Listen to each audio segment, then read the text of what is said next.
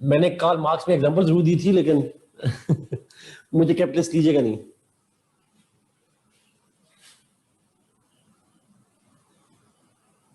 Economic challenges,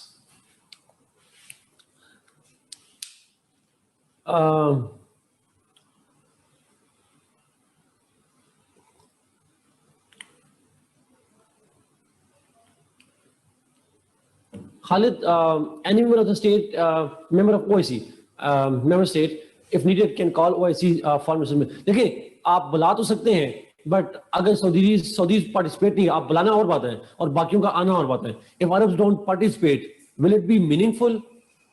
So the Arabians, बात यहाँ पे लीगल की नहीं हो रही कि लीगली अलाउड है या नहीं है, बात ये हो रही है कि बेसिकली उसको उसके इम्पैक्ट्स क्या आएंगे पाकिस्तान सऊदी रिलेशन पे। Saudi Arabians are unwilling to allow that to happen actually. तो सऊदी अरेबियंस का मसला जो है वो और है सब।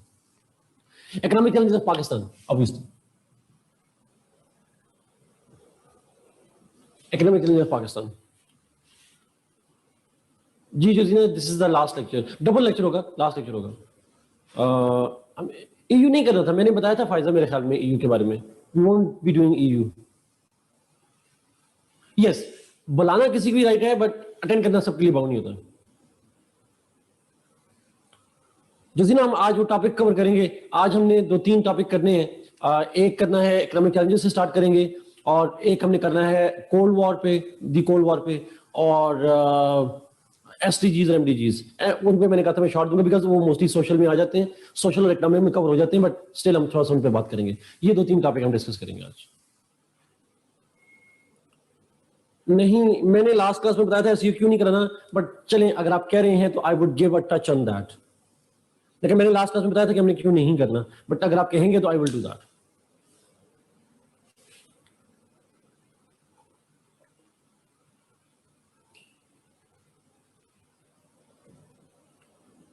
चलिए इस पे इकोनॉमिक चैलेंज पे।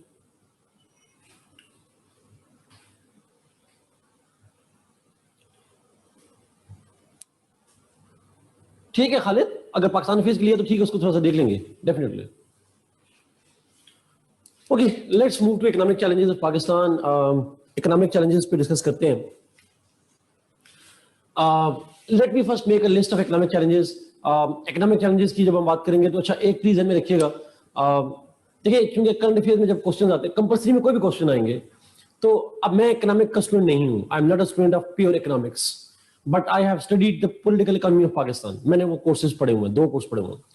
सो हम जब इकोनॉमी को डिस्कस करते हैं तो हम उसको पॉलिटिकल सेंस में बात करेंगे, पॉलिटिकल ना भी हो, मतलब उसको इकोनॉमिक सेंस में बात नहीं करेंगे। We will talk about as an issue of Pakistani state.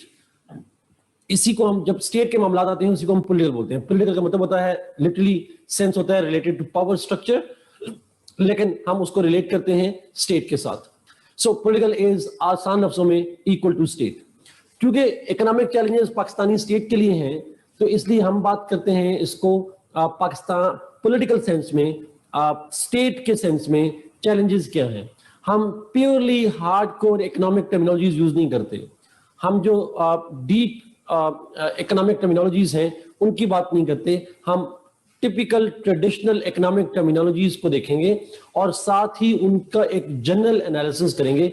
You do not necessarily need to have a specialised knowledge of economics to understand that. आपको ये पॉइंट समझ आ रहा है ना? एग्जामिनर आपसे एक्सपेक्ट करता है, बिकॉज एग्जामिनर भी इकोनॉमिक्स का नहीं होगा, ये पक्की बात है। इसमें ना लॉ की बहुत डेप्थ चाहिए। दिस इज जनरल कोर्सेज का मतलब ये होता है that should be the domain of everybody. हाँ, ऑप्शनल कोर्सेज में you need to satisfy the subject specialist. Optional जाते हैं सब्जेक्ट स्पेशलिस्ट के पास, वो आपने उसको उस तरह से देखना होता है, कंपल्सरी में नहीं होता। सो इकोनॉमिक चैलेंज पाकिस्तान आपको केमिस्ट्री वाला भी पढ़ा सकता है, बायोलॉजी वाला भी पढ़ा सकता है, आपको इंग्लिश वाला भी पढ़ा सकता है, बट मुझे कह दिया तो मैं पढ़ा रहा हूँ, that's the only way. But we have to talk in general sense, हम इसको जनरल सेंस में बात करेंगे। अच्छा, let's first make the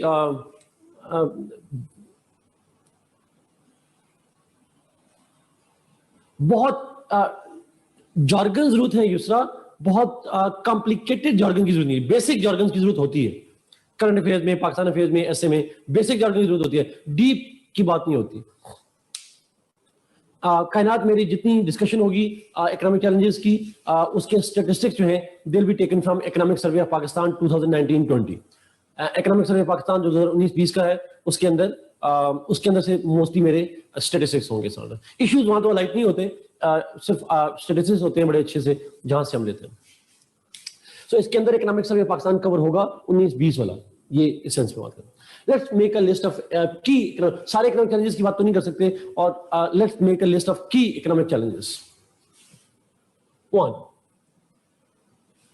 lack of industrialisation, नहीं, industrialisation problems.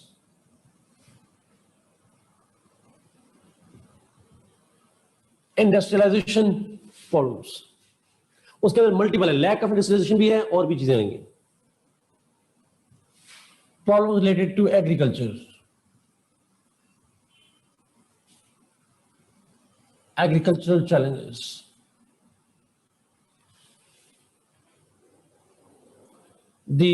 another one is the issue of our education.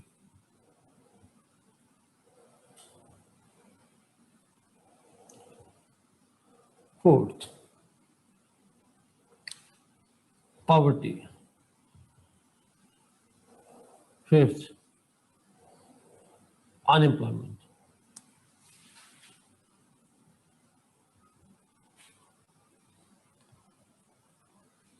Next is जो बहुत important है,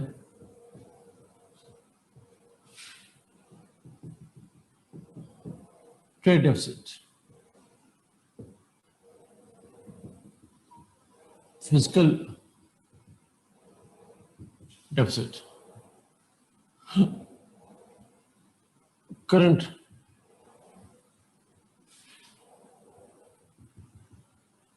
account deficit. Next is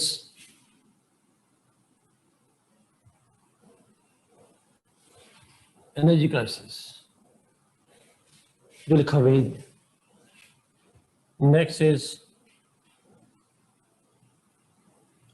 infrastructure problems.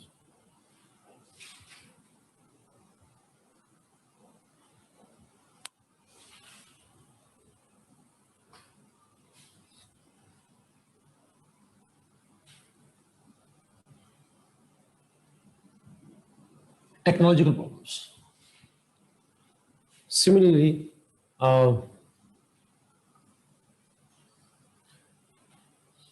we can add a couple of more, like water crisis,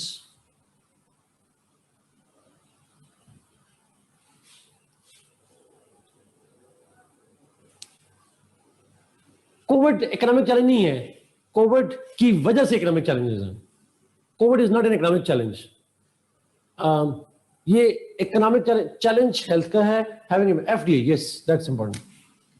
वो Covid का impact, हम Covid का impact in almost तमाम पे देखेंगे, सो अलग से बात नहीं करेंगे। अच्छा, ह्यूमन डेवलपमेंट फायदा मैं नहीं कहूंगा, ह्यूमन डेवलपमेंट का लफ्ज यूज नहीं करूंगा यहाँ पे, ऐसे वो एग्रीकल्चर के अंदर बात करेंगे। एफडीए बहुत इंपॉर्टेंट है, दैट्स ट्रू। डेट की बात करेंगे, that's true ji, external debt, that is a major problem. True, absolutely. और जो की चैलेंजेस हो, वैसे तो थोड़े बहुत चैलेंजेस आप अगर सर्कुलर डेट की मिसाल ले लें वो ले सकते हैं, लेकिन अगेन उसको हम एनर्जी में डिस्कस करेंगे जाके। बट आप और लेना चाहें, फॉर एग्जांपल आप कह सकते हैं जी नेचुरल रिसोर्सेज का ब्रेन ड्रेन, एग्जैक्टली ये छोटे मोटे तो बहुत सारे बन जाएंगे, but I won't consider them major issues exactly. अच्छा, एफडीआई मेजर फॉरेन रिजर्व्स जो है ना बेसिकली रिलेट कर, एफडीआई से तो नहीं आता उसके अंदर सनान, रिजर्व्स का इशू जो है वो ऐसा नहीं लेके जाएंगे, बिकॉज रिजर्व्स ना होना प्रॉब्लम बनता है only in specific conditions.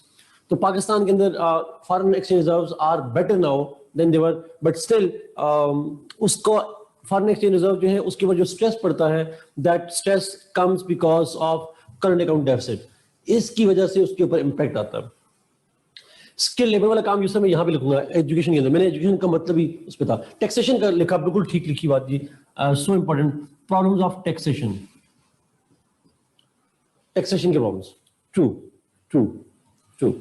I guess these are key ones, यही मुझे इंपॉर्टेंट लगे हैं। Let's start one by one, और जो और बचेंगे उनके, हाँ इकोनॉमिक चैलेंज में एफएटीएफ को ऐड कर दें, मनी लर्निंग के बजाय हम कर दें लेट्स ऐड, अगर आप मनी एफएटीएफ कर देते हैं, वो भी एक चैलेंज है पाकिस्तान के लिए, दैट्स ट्रू। अच्छा, और फिर एक ऊपर और आई चीज थी, चैट ऊपर कीजिए, इनफॉर्मल सेक्टर, हाँ जी sir, exactly, the informal economy,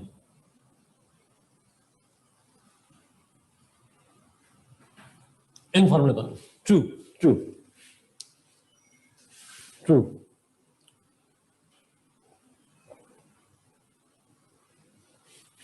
trade में आ जाएगा जी, एक्सपोर्ट और इंपोर्ट वाला पॉइंट। लेट्स स्टार्ट, हम एक एक करके डिस्कस करते हैं, फिर अगर कोई चीज रह जाएगी तो फिर हम उसको आखिर में देखेंगे। Let's start with the industrialisation. What is the industries contribution to Pakistan GDP? जी खालिद, उसको जब डिस्कस करेंगे एफएटीएफ में तो फिर आएंगे उसके ऊपर। Tell me how much percentage of industries contribute to the GDP of Pakistan? 20%। Pakistan की जीडीपी का 20% जो है दैट कम्स फ्रॉम, अच्छा हम जीडीपी से याद है, let's add the GDP to, हम जीडीपी भी ऐड करते हैं, इकोनॉमिक ग्रोथ कहते हैं उसको, ताकि उसका भी आपको आइडिया जाए, इकोनॉमिक ग्रोथ का भी फिर आएगा। So Pakistan GDP has 3 main sectors, services sector, agriculture and industries. फिर एग्रीकल्चर के अंदर भी और इंडस्ट्री के अंदर भी sub parts, large scale, small scale, agriculture के अंदर लाइफ स्टॉक वगैरह आ जाती हैं, तो there are sub parts of it too. Services में भी बहुत सारी चीजें आ जाती हैं। सो ओवरऑल पाकिस्तान के अंदर जो इंडस्ट्रीज का शेयर है into the overall economic development of Pakistan, economic growth of Pakistan, sorry, that is low, mainly because of the fact that Pakistan lacks industrialization. Pakistan में जीडीपी में सर्विसेज सेक्टर ज्यादा है, industries का सेक्टर जो है वो सेकंड लार्जेस्ट है with around 20%, which means that Pakistan lacks the major industrialisations, हमारे मेजर इंडस्ट्रीज, हमारे यहाँ इंडस्ट्रियलाइजेशन नहीं, इंडस्ट्रियलाइजेशन कहते हैं the process of establishing industries, उसको हम कहते हैं industrialisation. So Pakistan lacks industries and we lack in industrialisation. The only positive factor towards industrialisation is CPEC. CPEC की वजह से इंडस्ट्रियलाइजेशन के प्रॉस्पेक्ट्स हैं, अदरवाइज हमारा डोमेस्टिक कोई उसके ऊपर फोकस नहीं रहा हिस्टोरिकली इन द वर्ल्ड। अच्छा, अगेन लैक ऑफ इंडस्ट्रियलाइजेशन एक प्रॉब्लम है। लैक ऑफ इंडस्ट्रियलाइजेशन का नुकसान क्या होता है? What is the impact of it? Lack of industrialisation means that Pakistan needs to import the consumer goods from abroad. If you do not have the industries by yourself, then you rely on imports, तो आपका वो trade deficit जो है वो बढ़ जाता है। That's the one disadvantage. Secondly, और अगर आप इंपोर्ट ज्यादा करेंगे, आप इंडस्ट्रियलाइजेशन नहीं है, आप एक्सपोर्ट नहीं कर पाएंगे, आप इंपोर्ट करेंगे चीजें, तो इंपैक्ट ये पड़ता है that imported goods are expensive goods, तो आपकी कास्ट का इश्यू बन जाता है, दैट इंपैक्ट्स द कास्ट, जिसको हम इन्फ्लेशन कह सकते हैं, और आपकी उसका इंपैक्ट फिर पॉवर्टी वगैरह पे पड़ता है। अच्छा, फिर joblessness, that's true, industrialisation is one of the major sources of jobs, और ऑब्वियसली अगर आपका लो कंट्रीब्यूशन होगा toward GDP, then that also means that low employability in Pakistan. अच्छा, फिर इसी तरीके से और भी इंपैक्ट्स हैं, इनडायरेक्ट इंपैक्ट्स हैं। इंपोर्ट बढ़ेगी तो आपका बैलेंस ऑफ पेमेंट इफेक्ट होगा, बैलेंस ऑफ पेमेंट इफेक्ट होगा तो आपकी पे, और अल्टीमेटली आपकी रुपी डिवैल्यूएशन वगैरह पे। So there are lots of other impact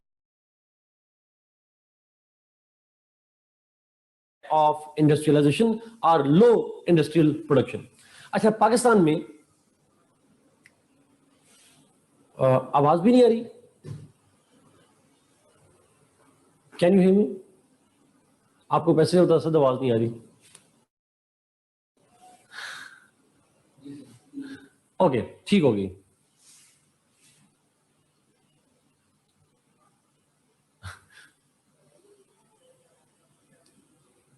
true true भाई। अच्छा, एक और पॉइंट जो बड़ा इंपॉर्टेंट है, जब आपकी लैक ऑफ इंडस्ट्रियलाइजेशन होता है तो हम कहते हैं it also stops the modernisation process. आपकी मॉडर्नाइजेशन प्रोसेस इफेक्ट होता है। कैसे? Because industrial societies have particular cultures, particular values that are considered essential for these civilisations. Industrial culture जो है वो लिबरल कल्चर होता है, वो कल्चर डेमोक्रेटिक कल्चर होता है compare to agriculture ones. Therefore इसका एक lack of industrialisation also reflects social stagnation.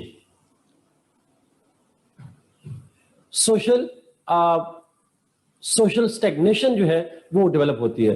How, Faiza ने पूछा कैसे होती है। फायजा वैसे पूछ रहा हूं, अर्बन सोसाइटी ज्यादा ओपन और डेमोक्रेटिक है या rural society of Pakistan? Freedoms कहां पे हैं?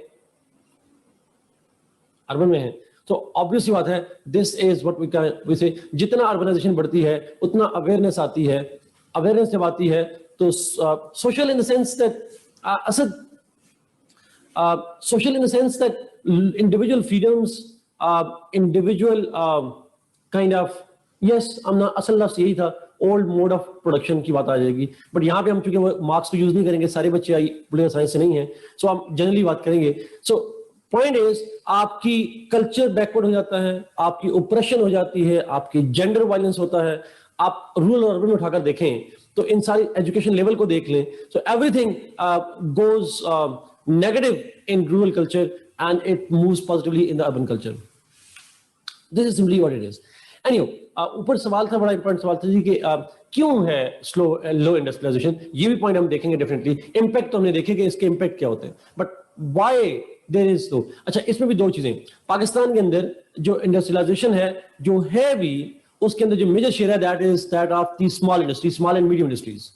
लेकिन जो लार्ज स्केल मैन्युफैक्चरिंग है, जो हाईटेक इंडस्ट्री है, वो मिसिंग है पाकिस्तान के अंदर। और उसकी वजह क्या है?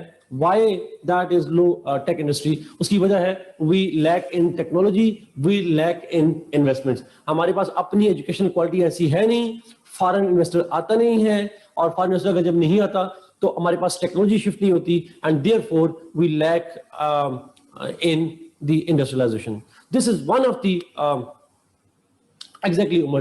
So problem ये है कि large scale manufacturing means large scale manufacturing requires high tech industries, और high tech industries पाकिस्तान में develop ज़्यादा नहीं हो रही, और उसकी वजह बेसिकली ये है, foreign investors आते नहीं हैं, टेक्नोलॉजी नहीं है हमारे पास, और हमारे पास अपनी लोकल टेक्नोलॉजी भी नहीं है, लोकल स्किल्ड लेबर भी उतनी नहीं है जो खुद से एक कर सके। सो लैक ऑफ कैपिटल, हम इसको वन वर्ड में कहते हैं, Pakistan lacks the capital for large scale industrialisation, चाहे वो ह्यूमन कैपिटल हो या फाइनेंशियल कैपिटल हो, we lack this kind of capital in that way. So ये एक बड़ी मेन रीजन है इंडस्ट्रियलाइजेशन की। दूसरा प्रॉब्लम इंडस्ट्रियलाइजेशन में एक है लैक ऑफ इंडस्ट्रियलाइजेशन की। ट्रू उमर। दूसरा प्रॉब्लम है इंडस्ट्रियलाइजेशन के अंदर, Pakistan industrialisation is not planned industrialisation, and it produces goods that are not competitive to the international market. Our industries जो है, एक तो इंडस्ट्रियलाइजेशन हो नहीं रही, जो है they are not competitive to the global industries are global competitors. हमारी इंडस्ट्रीज के अंदर जो प्रोडक्ट्स बनती हैं वो फाइनेंशियल के सेंस में, वो in terms of variety, in terms of quantity, in terms of pricing, in terms of quality, in no way they can compete with the international products. So our industries produce substandard products, and this is again a major problem in Pakistan. जो अव्वल तो है नहीं, but जो है भी वो obviously Pakistan में quality product, quantity product, pricing, in no way they are kind of compatible with or competitive to the international market.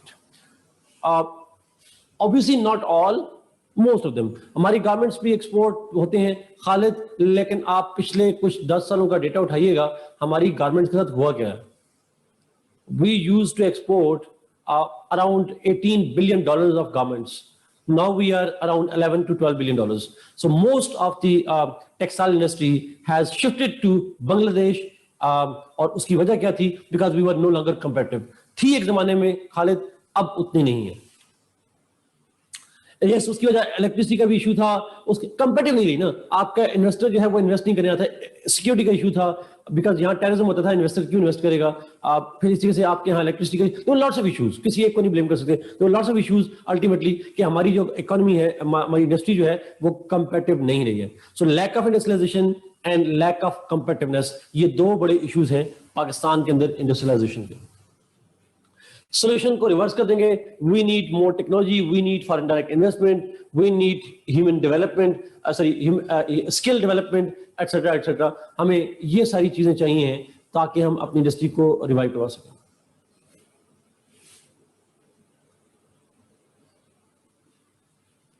Wait, I don't know about that. अगर आप इसको बता दें प्लीज. फायदा we are more competition to face, ऐसे नहीं कहेंगे हम लोग, हम इसलिए नहीं कहेंगे बिकॉज कंपटीशन तो होगा. फ्री मार्केट, ग्लोबल वर्ल्ड में रहते हैं, ग्लोबलाइज्ड वर्ल्ड में रहते हैं, कंपटीशन तो होगा. We don't need to remove the competition, we need to improve our standards. That's the way out. अच्छा, शिफ्ट टू बांग्लादेश. ओके,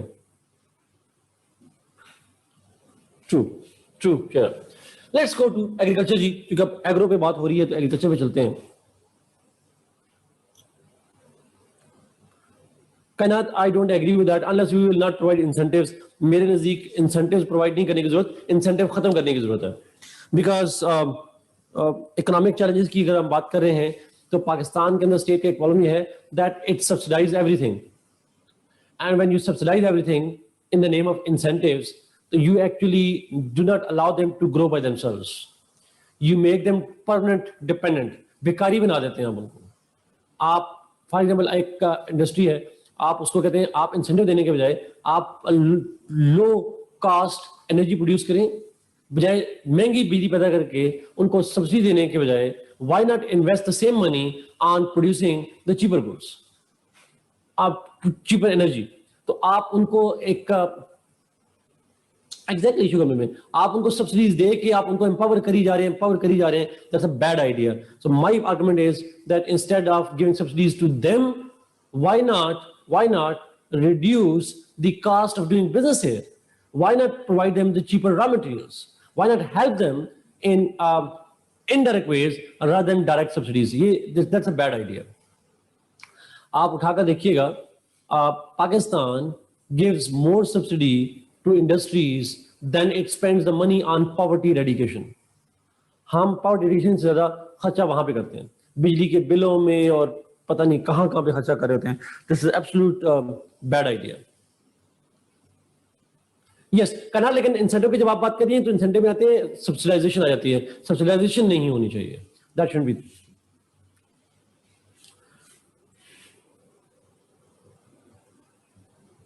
खाजा, उनका मॉडल इकोनॉमिक का डिफरेंट है, हमारा डिफरेंट है.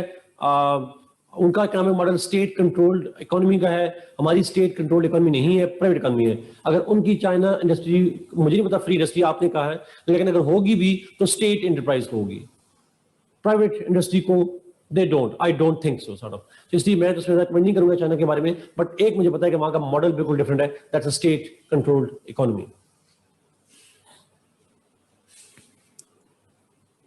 True true. Okay, let's go to agriculture ji. Agriculture पे जाते हैं. तो एग्रीकल्चर पे जब हम जाएंगे तो आप एग्रीकल्चर के चैलेंजेस बहुत ज्यादा हैं, but starting from some of the facts, पहले थोड़े फैक्ट्स देखते हैं. Agriculture contributes around 19% of Pakistan GDP. Pakistan की जीडीपी का तकरीबन 19% एग्रीकल्चर से आता है. Then similarly its contribution to the workforce is approximately 38% के करीब इसकी वर्क फोर्स कंट्रीब्यूशन भी है पाकिस्तान के अंदर. हमने एग्रीकल्चर को लिखा था सोशल प्रॉब्लम के अंदर भी, थोड़ा सा बात की थी, ज्यादा नहीं बात की थी, बट शॉर्टली बात की थी. Now, agriculture at one point was the most important sector in Pakistan's GDP, but now agriculture's share has reduced. 19% in GDP and 19% in GDP and 38% in workforce employment. अच्छा, यहाँ पे important point ये है 19 कायनात में ठीक लिखा. Okay, now point is एक जमाने में agriculture was the most important sector of the GDP. It had higher share in the GDP than any other sector, but it has declined. अच्छा, डिक्लाइन पे आने से पहले एक छोटा सा पॉइंट और भी. हमारी जो इंडस्ट्री है जिसका हमने जिक्र किया 20% इंडस्ट्री है जीडीपी के अंदर इसका शेयर है. That industry is also most of the industry is also based on agriculture, जिसको हम कहते हैं agro industry. So even industrialisation in Pakistan जो करंट इंडस्ट्रीज हैं they also depend upon the agriculture. So agriculture has contribution in agriculture, agriculture has contribution in industries too. Yes, शायद मैंने जो 2019-20 में था वो 37 point something % था मेरे ख्याल में, somewhere around that. तो it was less than 40. 2019-20 का जो सर्वे था. Challenges क्या है इसके अंदर? Why this decline? Why there has been a low agricultural performance in Pakistan? There are lots of factors. There are lots of reasons जिसकी वजह से हुआ. उनमें से एक रीजन आप कह सकते हैं lack of mechanization है. हमारे मैकेनाइजेशन की प्रॉब्लम्स हैं. द इशू ऑफ वाटर है, इशू ऑफ लैंड डिस्ट्रीब्यूशन है, द फ्यूडल स्ट्रक्चर है, अनस्किल्ड लेबर है, इरिगेशन सिस्टम है. There are lots of issues. Obviously उसके बाद फिर स्टेट पॉलिसीज आ जाती हैं. There are lots of issues in Pakistan जिसकी वजह से ये चीजें आती हैं. Let me list one of them, each one of them. Issue of technology, इसको हम कहते हैं इश्यू ऑफ मैकेनाइजेशन. अच्छा, प्रॉब्लम ये है that our agriculture is mostly based on the outdated old machines और ओल्ड मेथड्स. फार्मिंग के जो मेथड्स होते हैं, फॉर एग्जांपल सीड सोइंग से लेकर, फर्टिलाइजर्स के इस्तेमाल से लेकर, वाटरिंग से लेकर, सारे जो मामलात हैं, कल्टीवेशन से रिलेटेड तमाम जो मामलात हैं, they all are, even seeds की बात की जाएगी. So this all is outdated methods. So for example एक छोटी सी मिसाल दें, you can significantly increase the production of agriculture crops by using like tractors, by using mechanised cultivations, by using machines to separate the different ingredients of the crops. You can use better water management things. आप irrigation के जो methods हैं, drip irrigation है, उसके अलावा drip irrigation और sprinkle systems हैं, you can use those methods to improve the agricultural products. आप उनको कर सकते हैं. But the problem is again that Pakistan is like, अच्छा आपको पता है Pakistan was one of the first countries in the world to start, not in the world but in the south of the world, third world जिसको हम कहते हैं. They were one of the pioneers in focusing on the use of technology and use of machines. Ayub Khan साहब के ज़माने में 1965 से onwards a policy was made जिसको कहते हैं green revolution. So that green revolution idea was actually to improve the agriculture by improving the use of machines at that time. 1960s, 65 से onwards, Ayub Khan sahab. That's true. High density corporate farming उम्र की बात हो रही है, corporate farming की बात हो रही है, और के corporate sense में इस्तेमाल किया जाए. यानी take agriculture as an industry, take it as a business. हमारे यहाँ मसला ये है, farmers don't take it as a business, they take it as a livelihood. वो लाइवलीहुड के ऊपर लेते हैं, एज अ बिजनेस नहीं लेते, and that's the dilemma with it. अब इसका जो ग्रीन रेवोल्यूशन आइडिया ये था कि हम पाकिस्तान में इरिगेशन सिस्टम को इंप्रूव करेंगे, ट्रैक्टराइजेशन करेंगे पाकिस्तान के अंदर, और उससे हमारी एग्रीकल्चर प्रोडक्ट जो है वो इंप्रूव होगी, या फर्टिलाइजर्स वगैरह और बाकी चीजें. हम तो फर्टिलाइजर इंपोर्ट करते हैं, we don't even produce our own fertilisers, हम मोस्टली इंपोर्ट कर रहे थे, and that's the dilemma with it. तो आपको पाकिस्तान के अंदर जो मशीनाइजेशन है, जो मैकेनाइजेशन है, that needs to be improved to increase the agriculture productivity. Potential है एग्रीकल्चर का, लैंड हम यूज करते हैं, बट हमारी जो परफॉर्मेंस है, एफिशिएंसी है, that is low, and that can only be improve through mechanisation and increase of technology. ये आइडिया पुराना है पाकिस्तान के अंदर, but we need to really work on that too. अच्छा, फिर इसी से जो टेक्नोलॉजी के इस्तेमाल के अलावा एक छोटी सी मिसाल जो ऊपर बात की उन्होंने, हमारी सॉइल टेस्टिंग की बात की, लेजर लेवलिंग की बात की। आप लेवलिंग करते हैं तो हम वो पुराने जमाने की तरह ट्रैक्टर इस्तेमाल करते हैं, लेवलिंग नहीं होती तो उसकी वजह से हमारे इरिगेशन सही प्रॉपर नहीं हो पाती, और प्लांट की जो अनइवन, जब हम उसको बीज डालते हैं तो हम रैंडमली इस तरह फेंक देते हैं। So there has to be a planned one, a well planned seeding and all that. ये सारे प्रोसेस जो है they needs to be done through the technological use.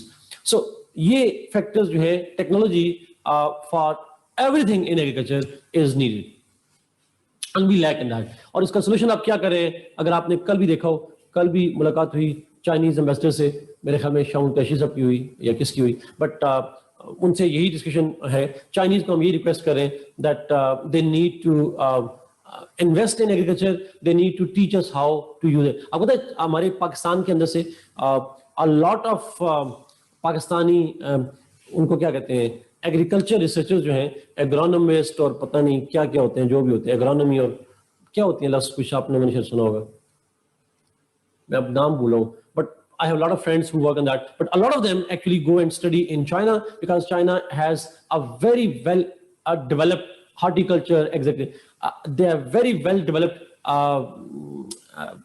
research. They have very well developed agriculture mechanisms through which we can benefit. और देखिएगा आप, when Chinese will get involved, most likely, तो obviously it will have a huge impact on Pakistan's agriculture. अब वो second phase में होता है या third में होता है, but that's going to have an impact. So CPAC is a solution to that. हम वहां से ही लेकर आएंगे। सेकेंड इशू इज, हमने कहा कि वाटर का इशू है और खासकर इरिगेशन का इशू है। पाकिस्तान के अंदर इरिगेशन के दो इश्यूज हैं। एक है पाकिस्तान के अंदर lack of water, water scarcity एक प्रॉब्लम है, वाटर है नहीं, और जो दूसरा है that is not water management का इशू है, जो है उसका सही इस्तेमाल नहीं होता।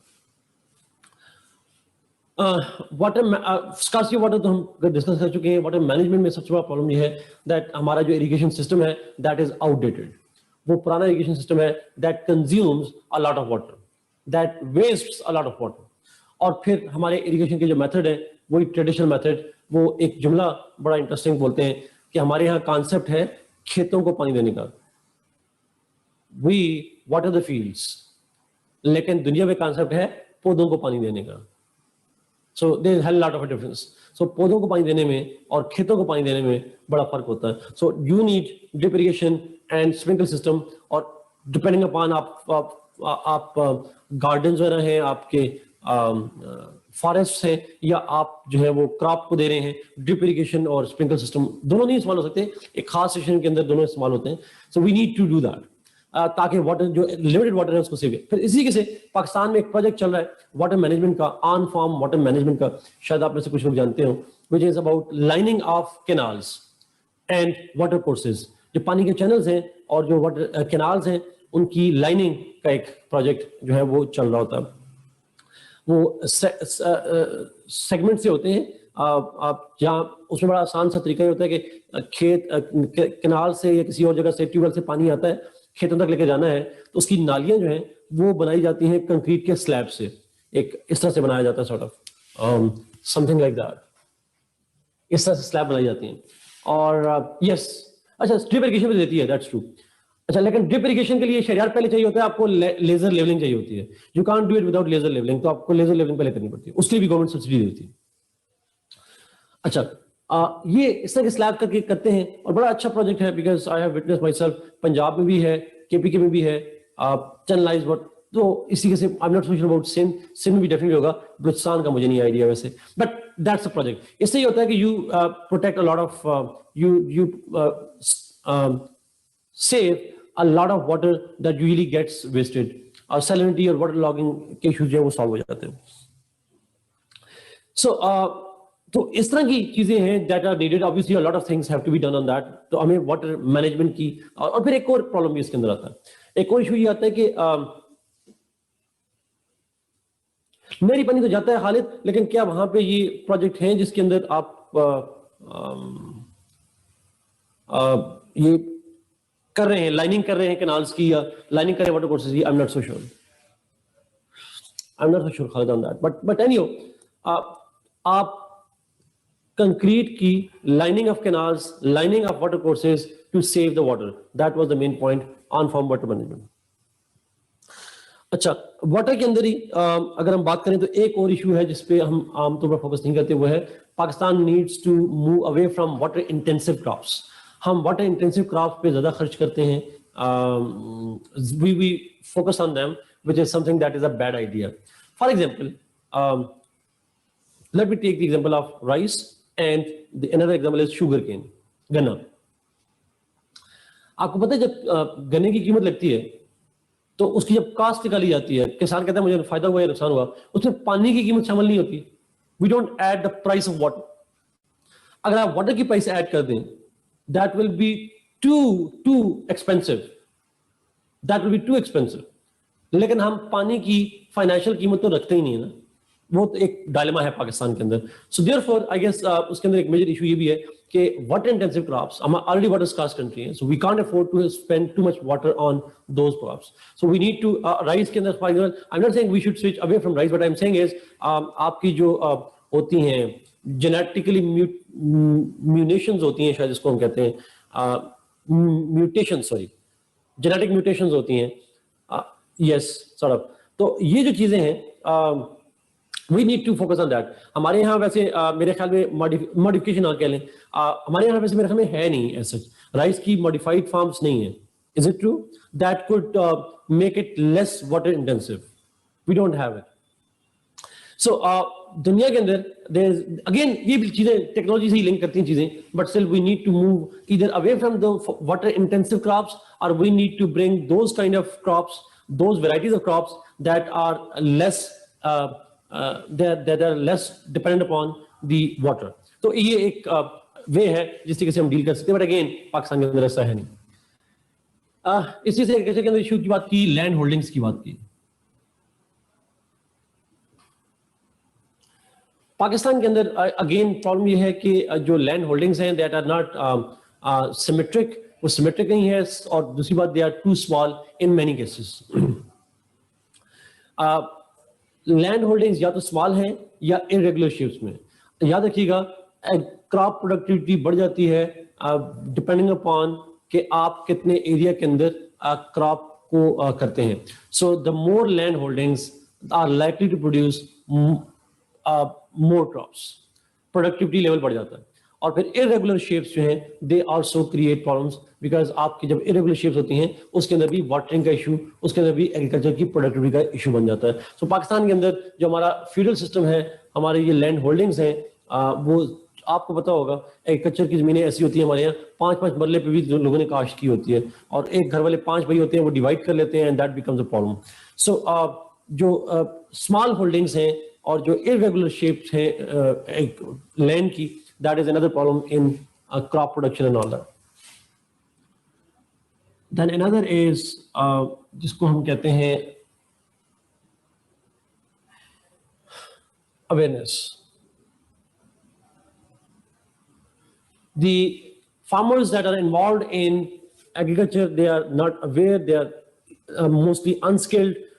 It is usually considered that a farmer does not need any skills, which is a bad thing.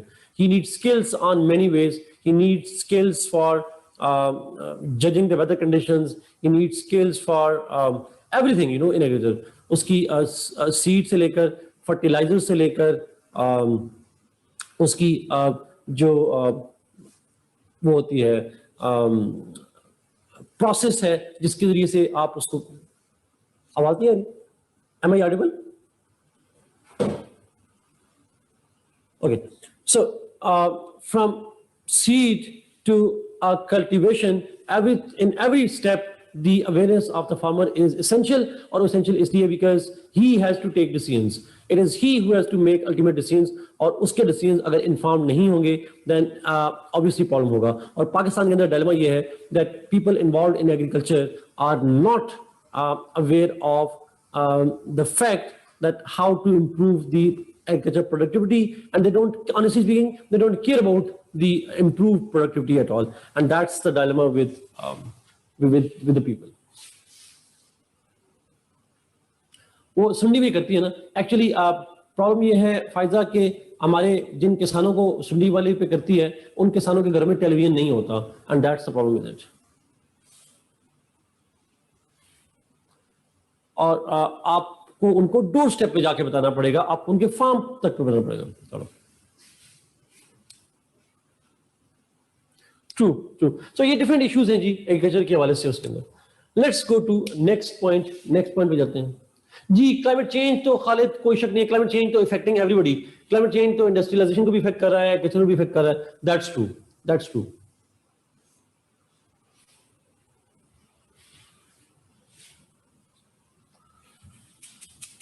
Okay, let's move to economic growth thing. GDP पे जाते हैं. Economic growth it actually means GDP, gross domestic product.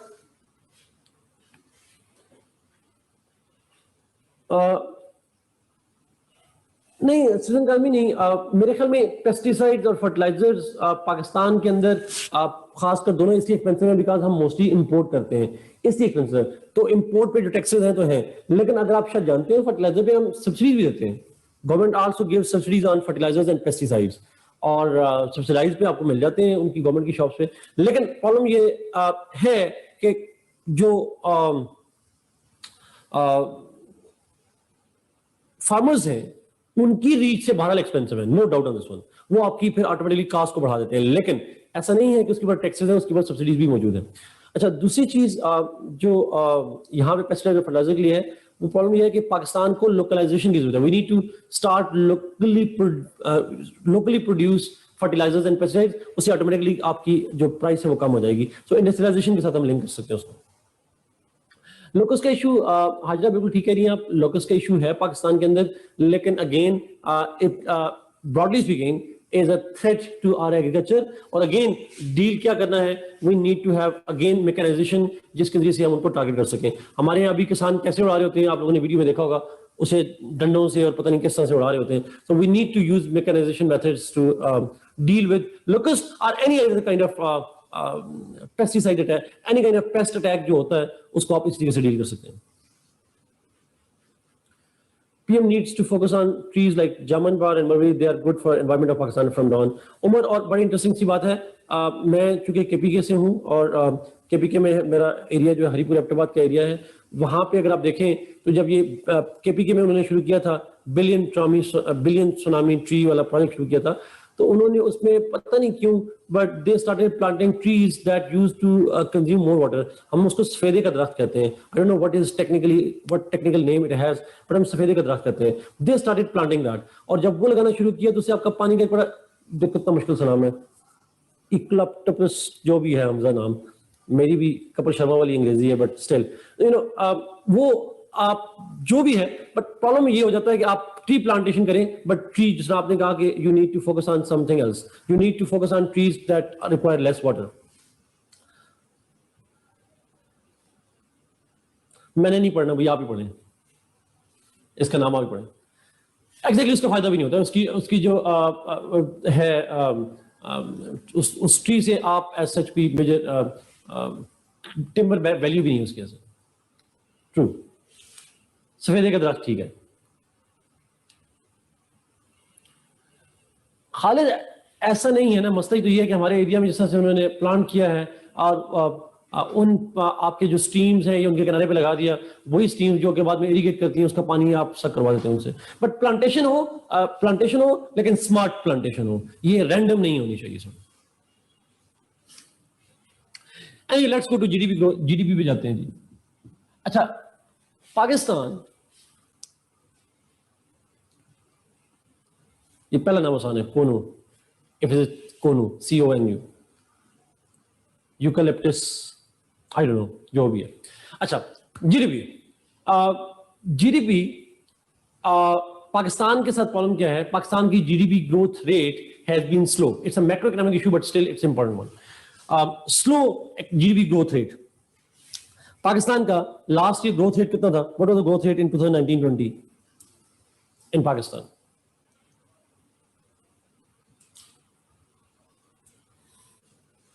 नहीं, it was 1.9. जो मैंने पढ़ा था 1.9 था.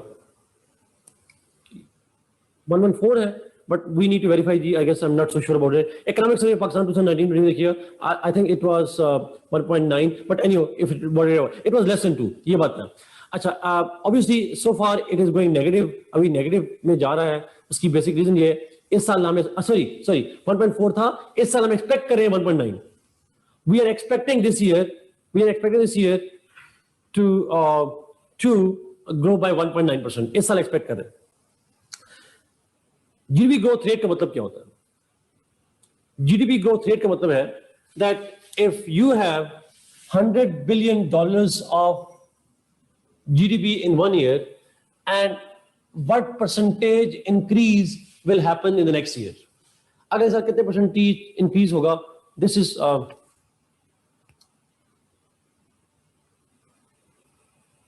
अच्छा, आसान लफ्जों में हम इसको कहते हैं कि एक साल में जितनी वैल्यू की गुड्स और सर्विसेज प्रोड्यूस होती हैं उसको हम जीडीपी कहते हैं.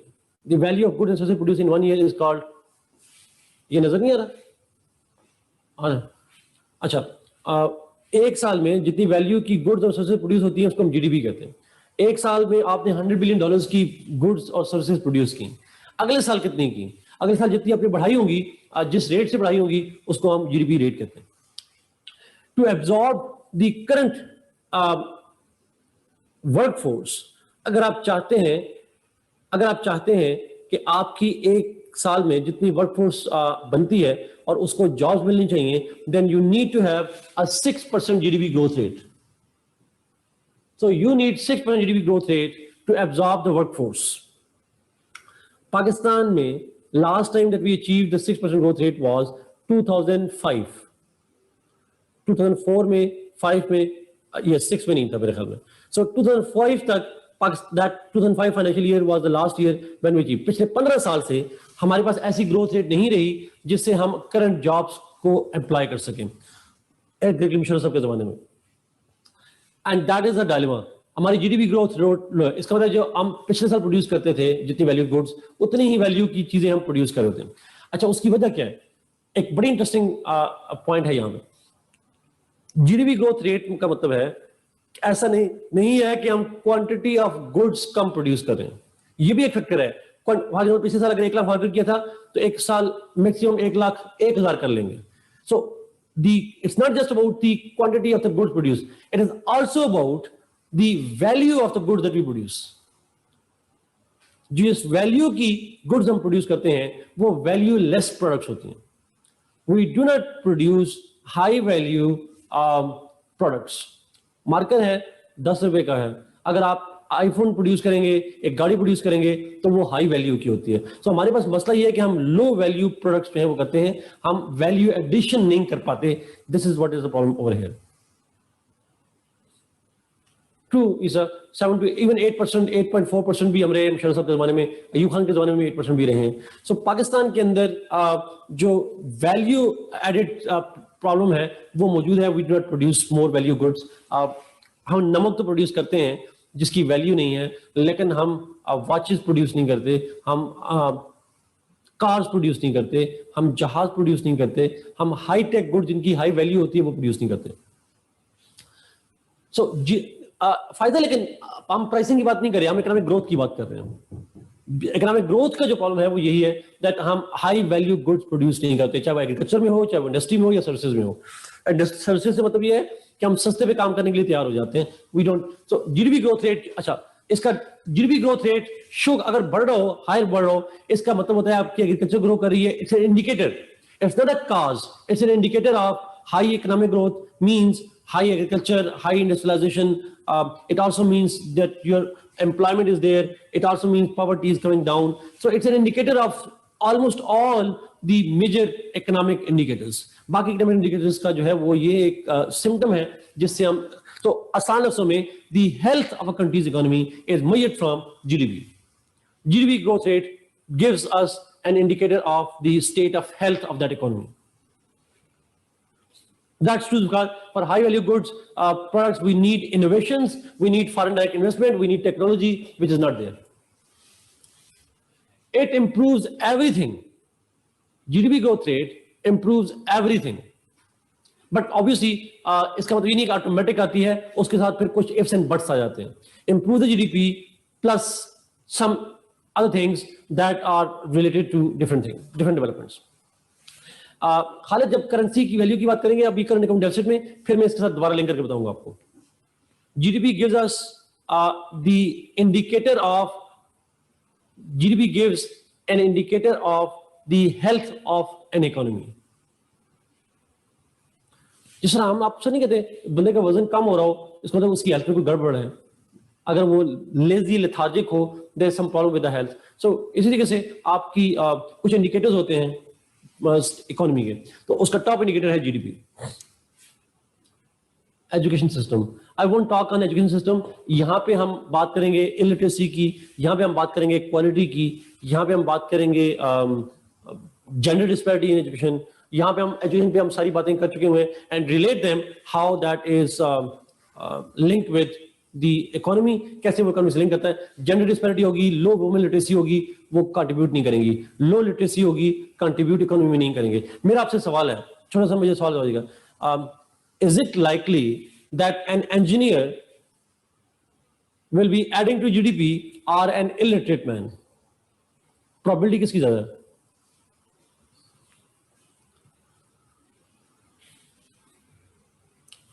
Why? Because engineer is likely to have high value products.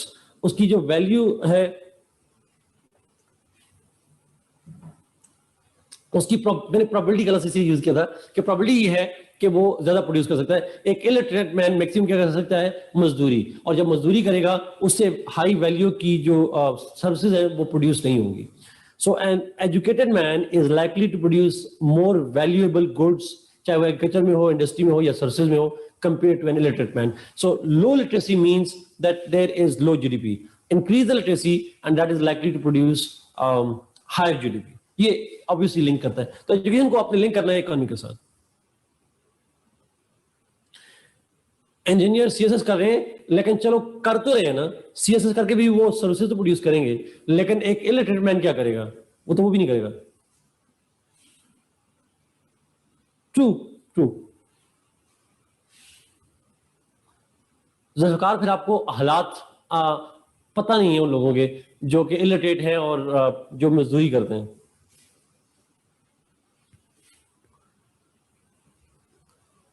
Poverty,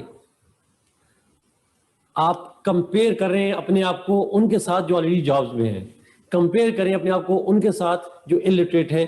मैं मलिक रियाज के साथ नहीं कह रहा, कंपेयर करें उन इलिटरेट के साथ जो मजदूरी कर रहे हैं।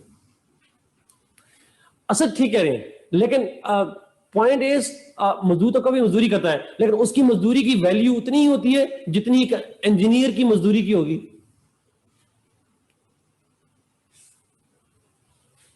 ऑब्वियसली ना, एक engineer is likely to get more, तो उसकी सर्विसेज की वैल्यू ज्यादा होगी, जीडीपी बढ़ेगी। Sir true.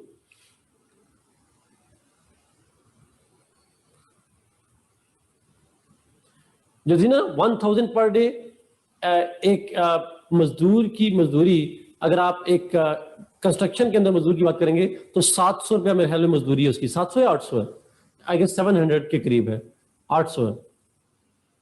Mason is an expert ना, वो स्किल्ड लेबर है, अनस्किल्ड लेबर की बात करूं वो 800 है, 700-800 रुपए है। सो पॉइंट इज अगेन कि आप देखें तो आपको नजर आएगा, और वो भी किस दिन जॉब मिलनी किस दिन नहीं, यू डोंट नो। तो ये एक डेली वेजेस है होते हैं, सो एक प्रॉब्लम है उनके लिए। एनीवे, पॉवर्टी हम बात कर चुके हैं पॉवर्टी पे, I won't go into that. जी हाँ, जैसे मैंने वोकेशनल ट्रेनिंग की बात की थी, मेरे ख्याल में अगर मैंने एजुकेशन की जब बात की थी तो I talked about the vocational education as well, कि किस तरीके से आप उसको डील कर सकते हैं। आपको याद है ना, लोगों को मैंने एजुकेशन के अंदर बात की थी, मैंने कहा हमारी जो एजुकेशन है that is not according to the needs of the market. इसलिए मैं उस पॉइंट को रिपीट नहीं कर रहा। पॉवर्टी पे भी हम बात कर चुके हैं, पॉवर्टी पे, अनएम्प्लॉयमेंट पे, इनके स्टेटस पे हम बात कर चुके हैं, इसके डिटेल बात चुके हैं। I won't come to that point again. Sanan, thank you for asking a good question. Please इसको पब्लिक कर दें, इस सवाल को पब्लिक करें, बड़ा इंपॉर्टेंट सवाल है।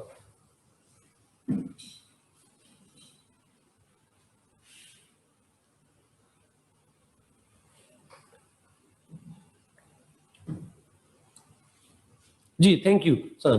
अच्छा, isn't poverty outcome rather than the being a cause of the bad economy? It's both. इसको हम कहते हैं vicious cycle of poverty. सनान, we call it vicious cycle of poverty. How? Poverty is cause and poverty is an impact. मैं यहां पे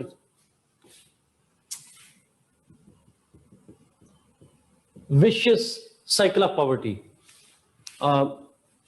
कैसे? let me explain जी। मैं ये पहले मिटा रहा हूं इसको और इसको मैं एक्सप्लेन करता हूं यहां पे।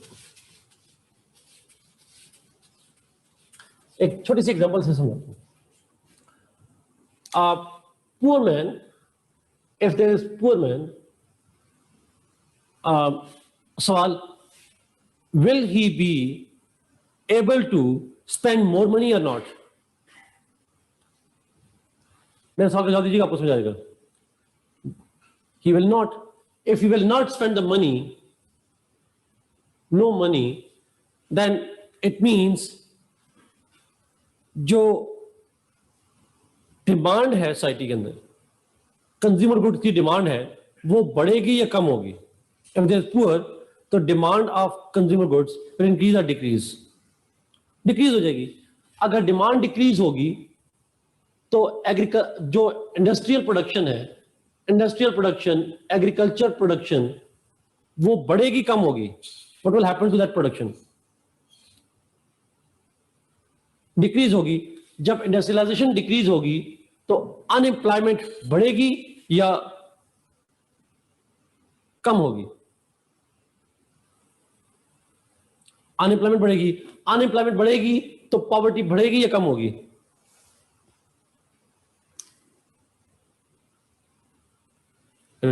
So, is it a cause or it's an effect? It's both. So it causes poverty.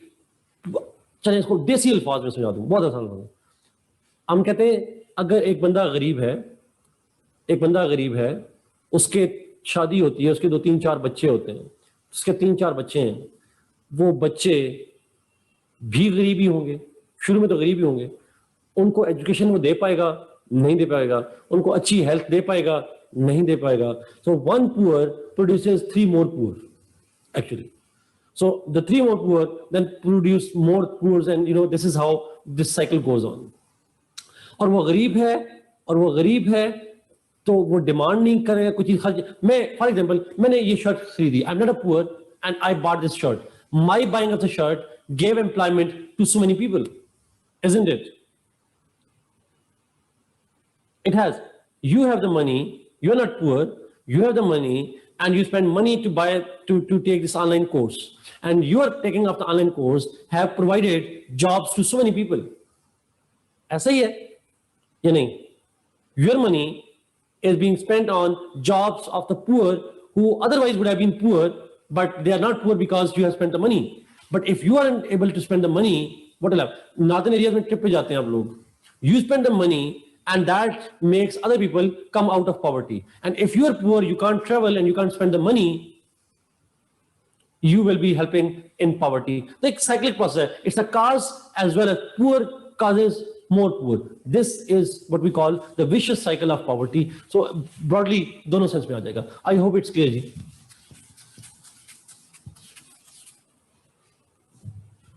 Okay, let's move to trade deficit. अब थोड़ा economic points पे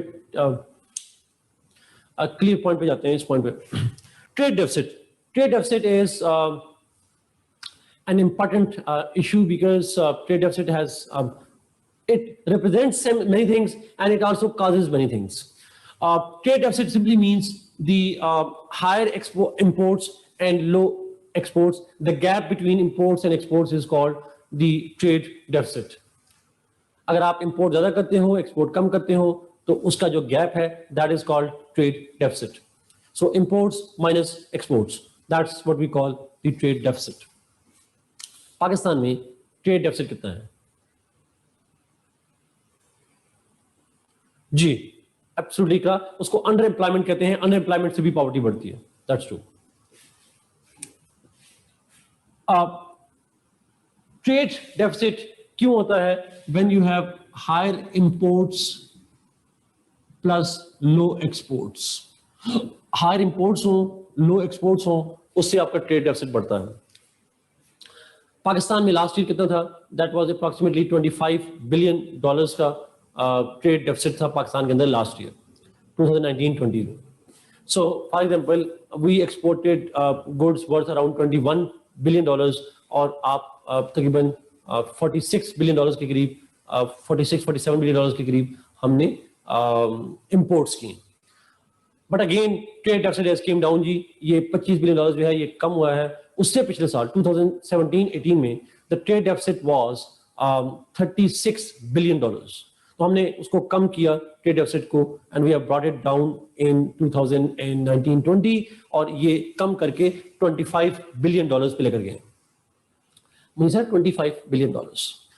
अच्छा, अब ये ट्रेड डेफिसिट कैसे कम हुआ? Did we increase the exports और वी डिक्रीज द इंपोर्ट्स?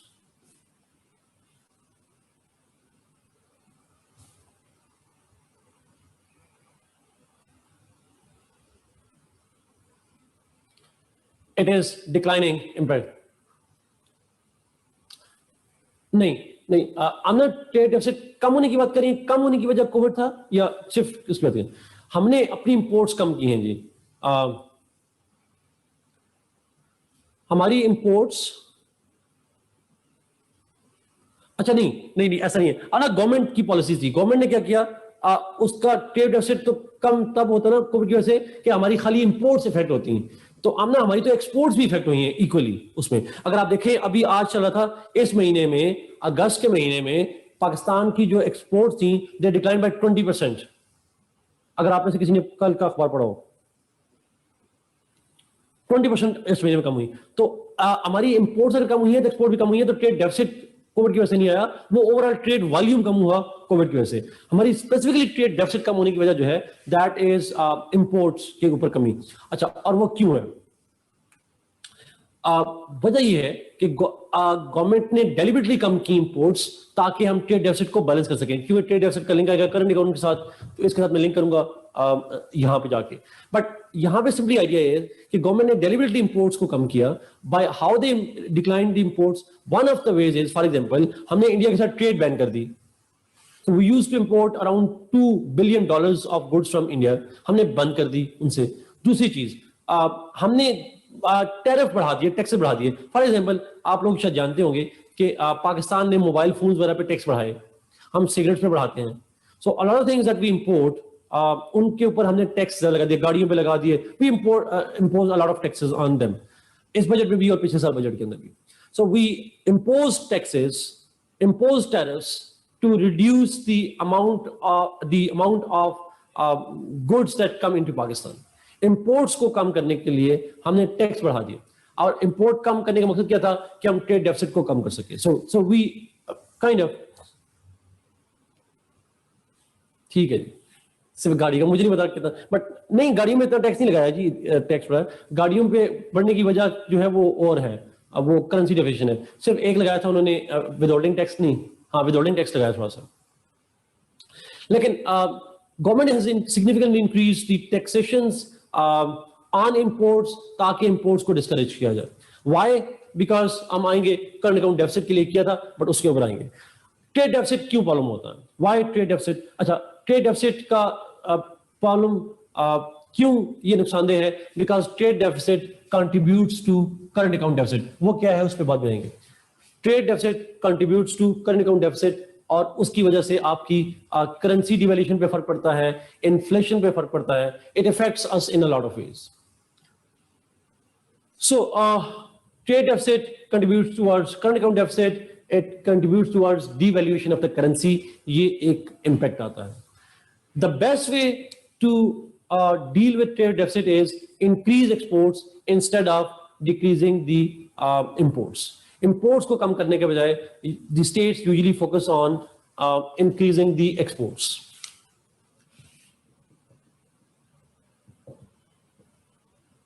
क्यों ऐसा होता है? Why you focus on increasing the exports? आप डिक्लाइन इंपोर्ट्स करने के बजाय एक्सपोर्ट पे फोकस क्यों करते हैं? बेसिक पॉइंट सुनिएगा. अगर आप इंपोर्ट कम करेंगे, इफ यू इंपोर्ट लेस, सुनते जाइएगा, तो आपके मुल्क के अंदर एम्प्लॉयमेंट इफेक्ट होगी. मैं आम बंदे के लिए बता रहा हूं, शायद आप बिल्कुल ठीक कह रहे हैं, वो तो करंट अकाउंट डेफिसिट से लिंक करता है, वो उस पर अभी आने के बजाय हम पहले जरा आम पब्लिक को समझाने के लिए आम सेंस में बात करते हैं. इसमें आप इंपोर्ट कम करेंगे, मोबाइल फोन आना कम हो जाएंगे. आपकी ऑफिस सेंटर जो लाहौर में है, मुझे नहीं पता कराची में भी कोई मार्केट होगी, मोबाइल मार्केट जो है वो इफेक्ट हो जाती है. मोबाइल एक्सपेंसिव होंगे, लोग खरीदेंगे नहीं, दुकानदारों की इनकम कम होना शुरू हो जाएगी. मोबाइल फोन डिस्ट्रीब्यूटर के ऊपर इफेक्ट पड़ेगा. गाड़ियां कम आएंगी तो ऑटोमेटिकली आपकी उबर, क्रीम एक्सेट्रा और आपके जो शोरूम्स हैं या आपके जो गाड़ियों की मैकेनिक्स हैं, जितनी गाड़ियां कम आएंगी उन सबकी जॉब पे असर पड़ता है.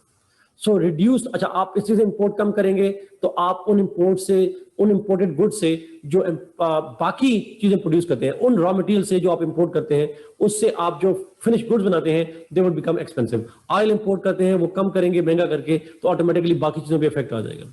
सो आप इंपोर्ट कम करेंगे, that would have a contraction of the economy. आपकी जीडीपी ग्रोथ कम हो जाएगी, बिकॉज आपकी इंपोर्ट कम होने से सर्विसेज कम हो जाएंगी, और जब सर्विसेज कम होंगी तो ऑटोमेटिकली आपकी इकोनॉमी जो है वो इफेक्ट करेगी. So it's a negative way. आप ये नहीं करते. एक्सपोर्ट बढ़ाने का फायदा क्या होता है?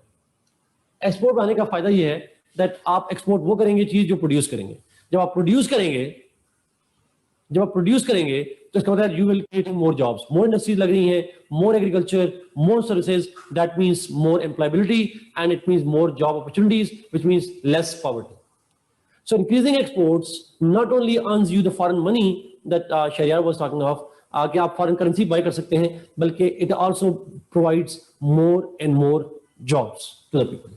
एक्सपोर्टर को जॉब्स और बाकियों को जॉब्स. लेकिन पाकिस्तान के अंदर एक फार्मूला जो स्टेट कर रही है इसके लिए, ट्रेड डेफिसिट को कम करने के लिए, जो सी पैक के अंदर जो एसईजीज बन रहे हैं उसके अंदर जो फार्मूला अप्लाई होता है, उसको हम कहते हैं import substitute industrialisation.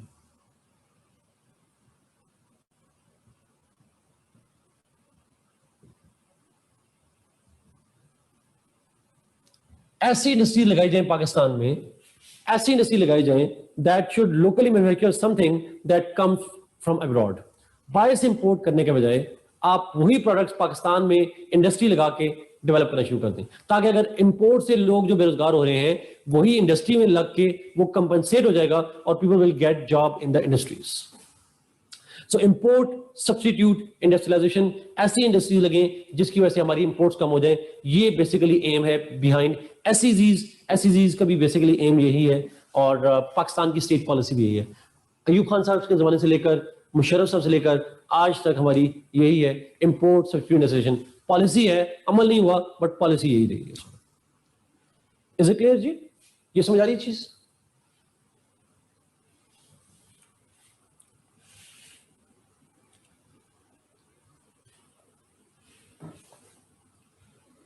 Okay fine. So trade deficit, import substitute industrialization means simply ऐसी इंडस्ट्री लगाएं पाकिस्तान के अंदर जिससे आपकी इंपोर्ट्स कम हो. अगर इंपोर्ट्स कम होंगी तो ऑटोमेटिकली आपकी ट्रेड डेफिसिट जो है वो बैलेंस हो जाएगा.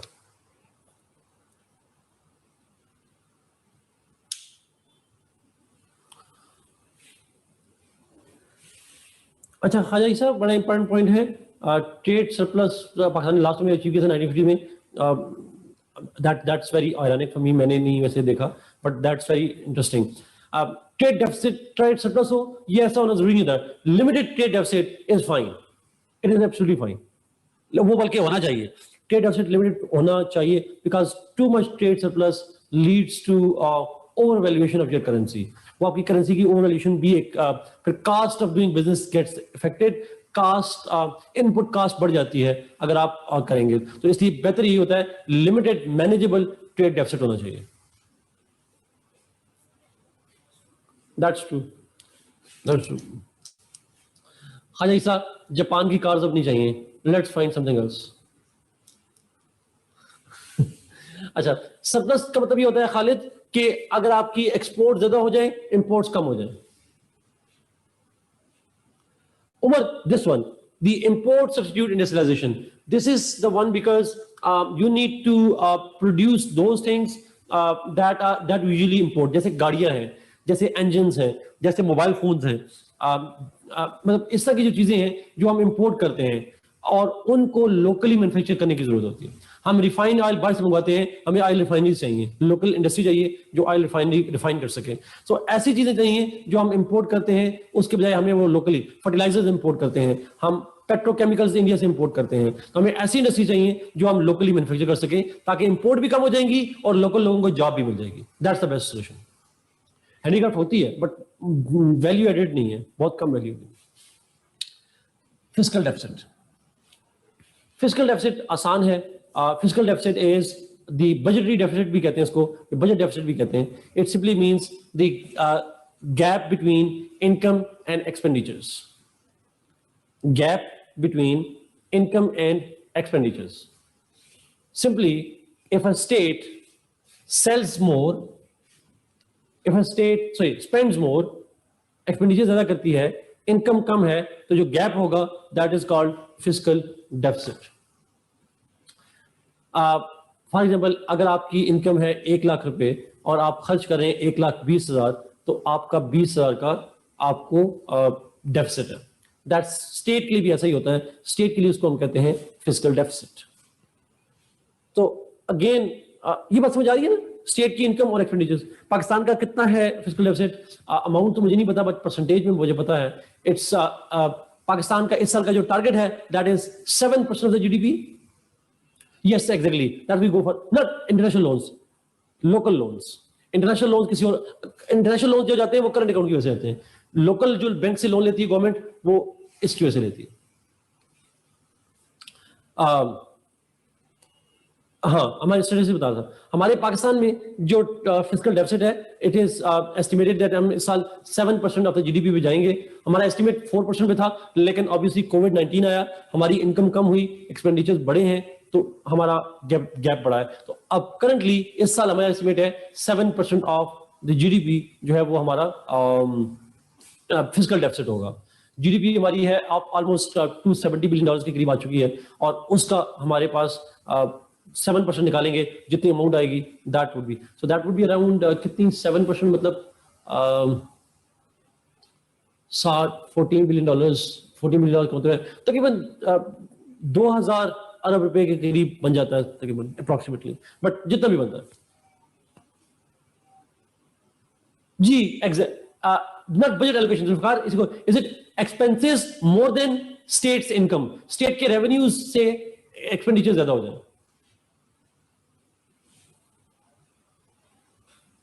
No I won't do that, मुझे नहीं, वैसे साउथ एशिया की इकोनॉमी का नहीं पता, आई एम नॉट श्योर कि फिस्कल डेफिसिट साउथ एशिया में कैसा है।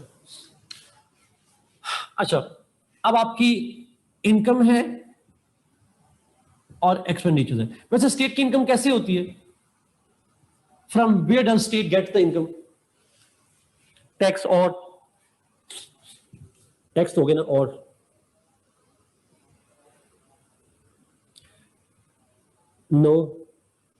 no investment, that's true, no aid में तो डॉलर आते हैं।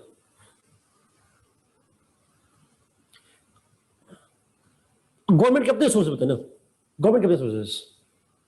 प्रॉफिट टेकिंग, यस आसमा, गवर्नमेंट इंस्टीट्यूशन से जो प्रॉफिट आता है वो एक रेवेन्यूज होते हैं।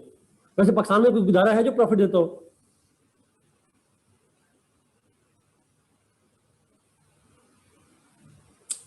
फर्ज करेंगे। अच्छा, व्हाट अबाउट यस, चालान वगैरह होते हैं पुलिस वगैरह के। अच्छा, टैक्स के अलावा चालान रहते हैं। यस, जो करप्शन मनी रिकवर करते हैं आप नैब वगैरह की, that's true. What about privatisation? Customs भी है जी, true. What about privatisation, does it increase income और नॉट? Yes it does. तो गवर्नमेंट के टैक्सेशन और नॉन टैक्सेशन जो रेवेन्यूज हैं उसको हम लेते हैं इनकम में लेते हैं। अच्छा, एक्सपेंडिचर्स कहाँ होते हैं? Where do we spend the money?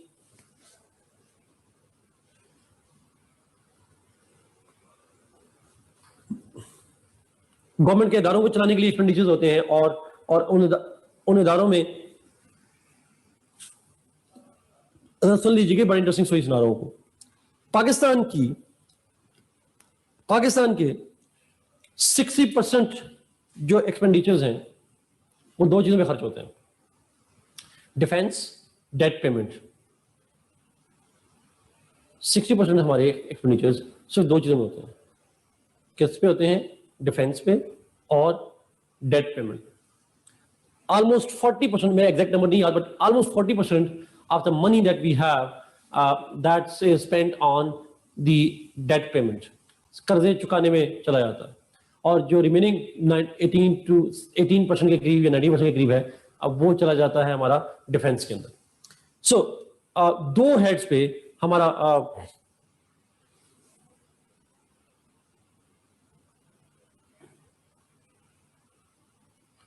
मुनीसा, मैं इस पे ऑलमोस्ट श्योर का लफ्ज़ यूज करूं, because as I definitely read in many parts कि जब हमारी आईएमएफ के साथ मुज़ाकरात होते हैं तो हम आईएमएफ के साथ जो बात करते हैं उसमें ये बात उनसे कर रहे होते हैं कि हम अपने रेवेन्यू जनरेट करेंगे, और उसमें एक हेड जो हम रखते हैं वो the privatization proceeds. Privatization proceed जो है that would provide some kind of income as well. ये मैंने वैसे पढ़ा था मुनीसा, बट आप उसको वेरीफाई भी कर सकते हैं। उमर, हमारे 60% जो इनकम जो 60% ऑफ एक्सपेंडिचर्स हैं, they are spend on two things, debt payment and defence, इन दो में। नॉट ऑलवेज सीसा, नॉट ऑलवेज। अच्छा, अब वो उसके अलावा बाकी चीजें आ जाती हैं। उसके बाद आप बाकी पब्लिक सेक्टर डेवलपमेंट भी है, उसके अंदर एक आपकी इकोनॉमिक डेवलपमेंट भी है, उसके अंदर सिविलियंस भी आ जाते हैं, वो सारी स्पोर्ट्स, हेल्थ, एजुकेशन, सारे बाकी डिपार्टमेंट जो है वो रिमेनिंग 40%। सो हमारे एक्सपेंडिचर्स जो है वो मोस्टली खर्च होते हैं डिफेंस, और उसके बाद डेट पेमेंट में, और साथ में फिर पब्लिक सेक्टर डेवलपमेंट वगैरह पे खर्च हो जाते हैं, सॉर्ट ऑफ ऑलमोस्ट 40%। अच्छा, अब सवाल ये है कि अगर आपने एक्सपेंडिचर्स कम करने हैं, what is the best way of income बढ़ाना? इन दोनों में गैप जो होता है वो फिजिकल डेफिसिट कहलाता है। The best way is increase the income और decrease the expenditures. The best way is debt payment is जी, जो हम कर्जे लेते हैं बाहर के मुल्कों से वापस करते हैं, उसके डेट पेमेंट। अच्छा, आपको इनकम इंक्रीज करनी चाहिए, और साथ ही जो नॉन प्रोडक्टिव एक्सपेंडिचर्स हैं, वो खर्चे जिनको हम बचा सकते हैं, वो गैर जरूरी खर्चे हैं, हम उनको कम कर सकते हैं। Increase the income and decrease the expenditures, non essential expenditures. ये नहीं कि आप आवाम पे हेल्थ और एजुकेशन पे खर्च करना कम कर दें। इसका मतलब ये हुआ कि आप जो डेट पेमेंट है, अगर हमारे पास लोन कम होता तो हम वो पैसे बचा सकते थे। Non productive kind of payment है। So let's focus on that. Expenditure state के, फेयर एंड लवली को नहीं लेकर आना प्लीज। इसमें स्टेट के खर्चे मतलब जो मुल्क खर्च, ये सब्सिडी दे देती है गवर्नमेंट, ये गवर्नमेंट जो है फलां इलाके को इतने पैसे दे दिए, फलां फैसिलिटी पे इतने पैसे दे दिए। It's not like that. मैं उनकी बात करूं, डिफेंस पे इतना खर्च कर दिया, पुलिस पे इतना खर्च कर दिया, सैलरीज पे चला गया, पेंशन पे चला गया, मेट्रो पे चला गया। आप इस तरह के जो खर्चे हैं वो कम कर दें तो ऑटोमेटिकली आप, तो नॉन प्रोडक्टिव की बात करूं, मैंने मिसाल दी हुई आपको क्लास में, मैंने शायद आपकी क्लास में दी थी। मैंने कहा हम एक जगह पढ़ा रहे थे एक जगह कॉलेज में, तो वो एक मिनिस्टर साहब आए, वो खुद पढ़े लिखे नहीं थे, बट उन्होंने बात बड़ी अच्छी की थी, हमारे खिलाफ थी बट अच्छी बात थी। तो उन्होंने एक दफा कहा कि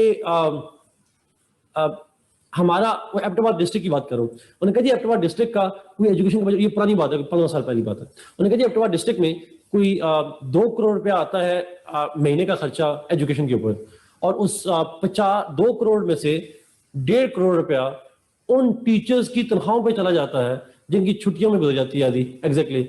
so the point is non productive expenditure है, सैलरीज, पेंशन वगैरह, ये नॉन प्रोडक्टिव चीजें हैं। So yes, I was teaching in 2007 6 नहीं 7।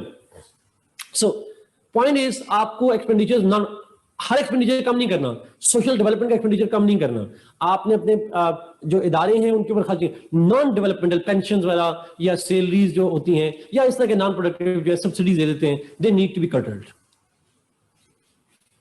सो इनकम कैसे बढ़ा सकते हैं, how to increase income, income कैसे बढ़ा सकते हैं हम? इनकम बढ़ाने का एक जो मेथड है वो है आप अपने रेवेन्यूज जनरेट करें, स्टेट अपने रेवेन्यूज जनरेट करें। रेवेन्यूज एक तो नहीं बल्कि यही मेथड है रेवेन्यू जनरेट करने का। कैसे रेवेन्यूज जनरेट कर सकती है? बाय स्टेट के रेवेन्यूज की बात करूं, आपकी और अपनी बात नहीं कर रहा।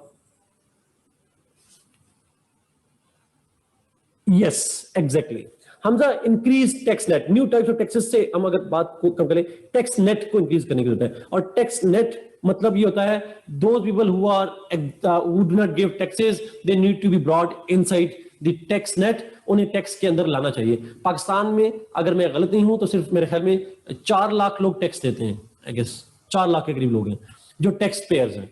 और इनकम टैक्स की बात करूं, बाकी लोग इनकम टैक्स पे नहीं करते। 20 करोड़ के मुल्क में 4 लाख लोग सिर्फ इनकम टैक्स देते हैं, तो आप अंदाजा लगा लें कि पाकिस्तान के अंदर कितना फाइलर्स इनकम करते हैं। Yes, so we can well imagine कि हमारे यहाँ कितना प्रॉब्लम जो है वो यहाँ पे मौजूद है। टैक्स नेट को बढ़ाने की जरूरत है। साथ ही अगर आप जीडीपी को बढ़ाएं, if you increase the GDP that would also increase the taxation. कैसे? More industries means more GST money, more industry means more income tax, more industry means more withholding tax और पता नहीं क्या क्या टैक्स जो भी टैक्स लगते हैं। More agriculture product means more taxation. तो जितना आप इकोनॉमी को ग्रो करेंगे, एग्रीकल्चर को, इंडस्ट्री को, मैं सर्विसेज दे रहा हूं जी, I am teaching you guys, आपको पढ़ाने से जो मेरी इनकम आती है उससे मैं इनकम टैक्स पे करता हूं, एम आई नॉट? मैं आपको पढ़ाने के लिए आता हूं, मैं गाड़ी में पेट्रोल खर्च करता हूं और पेट्रोल पे गवर्नमेंट टैक्स लेती है, उसके रेवेन्यूज आते हैं। The more services I provide, the more tax government will take. It's simple. Kainat filer 20% increase जरूर हुए, पर पूरे पाकिस्तान की पॉपुलेशन का 20% नहीं है। ये 2 लाख से बढ़ के 4 लाख हुए हैं सड़क। तो ये सड़क 2 मिलियन है हमजा, 20 लाख है हमजा। मैंने वैसे चेक नहीं किया, वो एक्सेल की शीट आती है बट बड़ी लंबी सी होती है वैसे। नहीं 1% तो नहीं है जी। परसेंटेज का मुझे नहीं पता भाई, मैं परसेंटेज का नहीं करूंगा, I will not talk about percentage, but numbers का मुझे था। हमजा 2 मिलियन होंगे फिर, fine, I might be wrong on 4 million, but point is Pakistan के अंदर नेग्लिजिबल लोग हैं, मोस्टली क्या ऑलमोस्ट 90% 99% वही है पाकिस्तान के अंदर। सो इनकम आप बढ़ा सकते हैं by increasing the tax net and by increasing your GDP etcetera. आप ग्रोथ को बढ़ाएं तो ऑटोमेटिकली आपकी बढ़ जाती हैं। एक्सपेंडिचर्स मैंने कह दिया कि नॉन प्रोडक्टिव, ये ना कहिएगा डिफेंस का एक्सपेंडिचर कम करें, ये कभी ना कहिएगा। डेट पेमेंट भी आप ना नहीं कर सकते, आप ये नहीं कह सकते लोन नहीं देना वरना गौरिया है अगर आपने कुछ कहा, आप ऐसी बात नहीं कर सकते। You have to pay the debt, you have to pay for defence, ये दोनों काम तो आपको करने हैं। But in the longer term you have to reduce the defence expenditures and you have to reduce the debt payment and all that.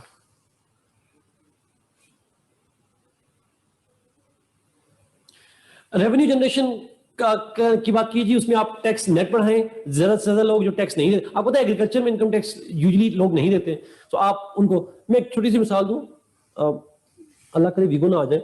आपने कल सुना हो तो वो आसिम बाजवा साहब ने कहा कि मेरे बच्चे की जो कंपनी है वो नुकसान में जा रही है और मेरे भाइयों की कंपनियां भी मोस्टली नुकसान में है। तो ये नुकसान क्यों शो करते हैं, आपको क्या लगता है? बिकॉज नुकसान होगा, आप इनकम टैक्स नहीं देते। इनकम टैक्स होता है प्रॉफिट पे, तो टैक्स बचने के लिए नुकसान दिलाते हैं, आसान सा। तो इसलिए बस इससे आगे मजीद बात नहीं करूंगा। तो पाकिस्तान में इतनी पब्लिकली जब कह देता है नुकसान में है, मलिक रियाज कहते हैं मेरा नुकसान में है, तो फिर फायदे में कौन है? आई don't no, this is the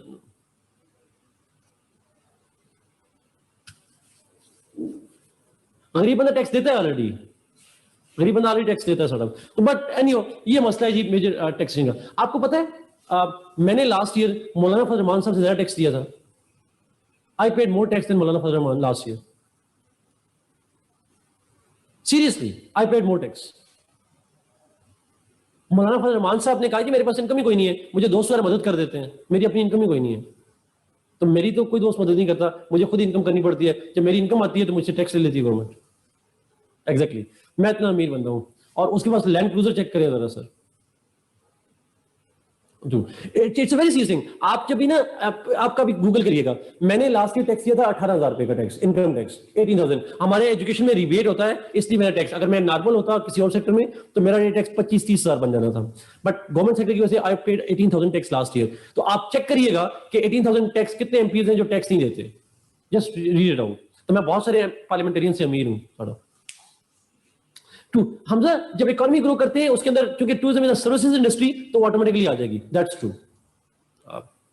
ये और काइंड ऑफ जो है वो आई am not having more income, उनकी इनकम कम है, बता रहा हूं।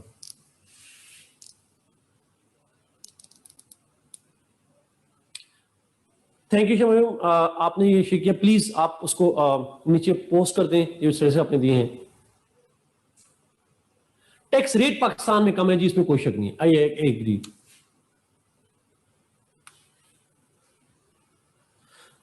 सो ये फिस्कल डेफिसिट का best solution, increase the revenues and decrease. Taxation में भी यही प्रॉब्लम आ जाएगा। Let's come to current account deficit. Current account deficit पे आते हैं।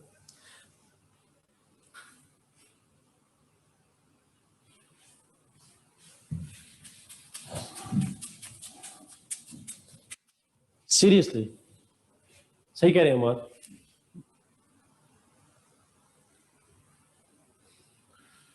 पीरी मुरीदी मतलब की वैसे नहीं होती, पीरी मुरीदी वैसे होती है। ओके जी, वापस चलते हैं करंट अकाउंट पे थोड़ा। थैंक यू शमीम शेयर करने के लिए, बड़े इंटरेस्टिंग फैक्ट्स हैं जी।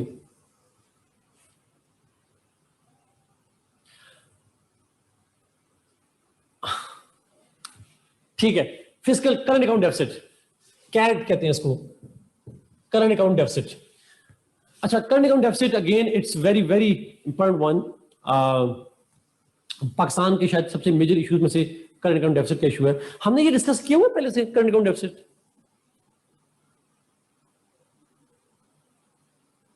मुझे क्यों लगता है मैंने किया हुआ है। इट्स सिंपली आसान लफ्जों में इसको बैलेंस ऑफ पेमेंट से भी लिंक करते हैं हम लोग, but this deficit is, current account deficit is the deficit in foreign currency.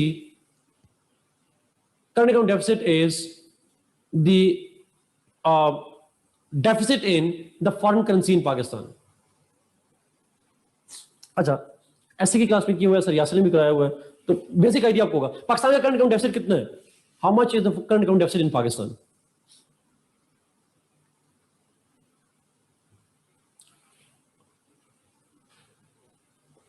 Hamza percentage का मुझे नहीं आइडिया, अगर एब्सोल्यूट अमाउंट में बता दें। No, it's not $2.8 billion.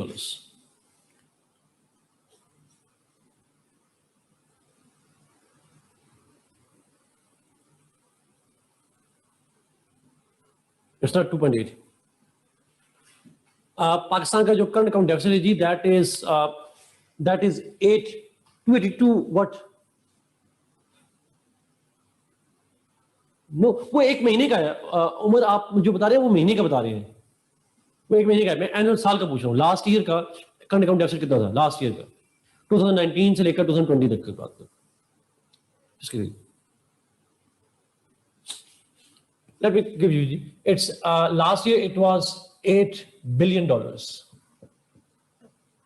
$8 billion का करंट अकाउंट डेफिसिट है।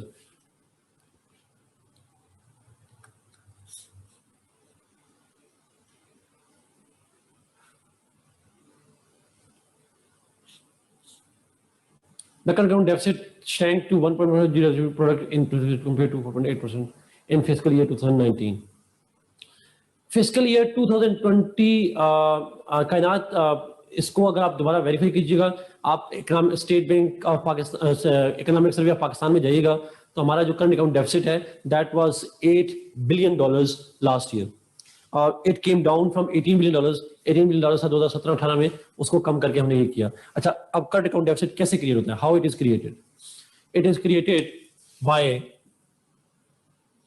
How much foreign currency comes in Pakistan, how much foreign currency goes out of Pakistan. कितनी फॉरेन करेंसी एक साल में पाकिस्तान आ रही है और कितनी जा रही है। लेट मी एक्सप्लेन कि ये कैसे, how this number becomes $8 billion. Let me explain. ये आपने इकोनॉमिक सर्वे ऑफ पाकिस्तान से इसको वेरीफाई करते हैं। What are the ways in which foreign currency comes in Pakistan? अगर आप मुझे बताएं किस किस तरीके से फॉरेन करेंसी पाकिस्तान में, चलें डॉलर्स आते हैं पाकिस्तान में। एक है एक्सपोर्ट्स और रेमिटेंसेस। फॉरेन करेंसी से, फॉरेन करेंसी बाहर से, एफडीआई, यस,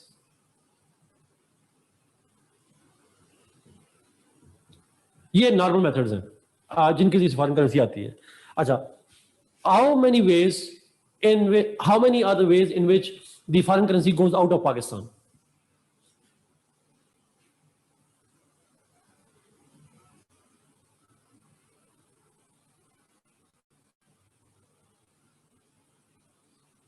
इंपोर्ट्स,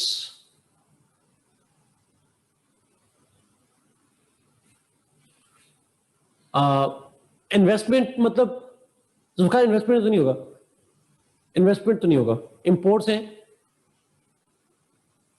कायनात, I will check it again because but I doubt it. मैं इसको दोबारा देखूंगा एंड आई विल वेरीफाई। अगर आपने देखा है, यकीन देखोगा, ये मेरे में अखबार से अपने लिए है, so I will see it again and I will let you know. क्या क्वार्टरली तो नहीं है, बट उसका कैट के नंबर को आप फिर प्लीज इस क्वेश्चन मार्क लगा रहा हूं जी, आई वुड वेरीफाई दैट। अच्छा, इंपोर्ट्स और डेट पेमेंट,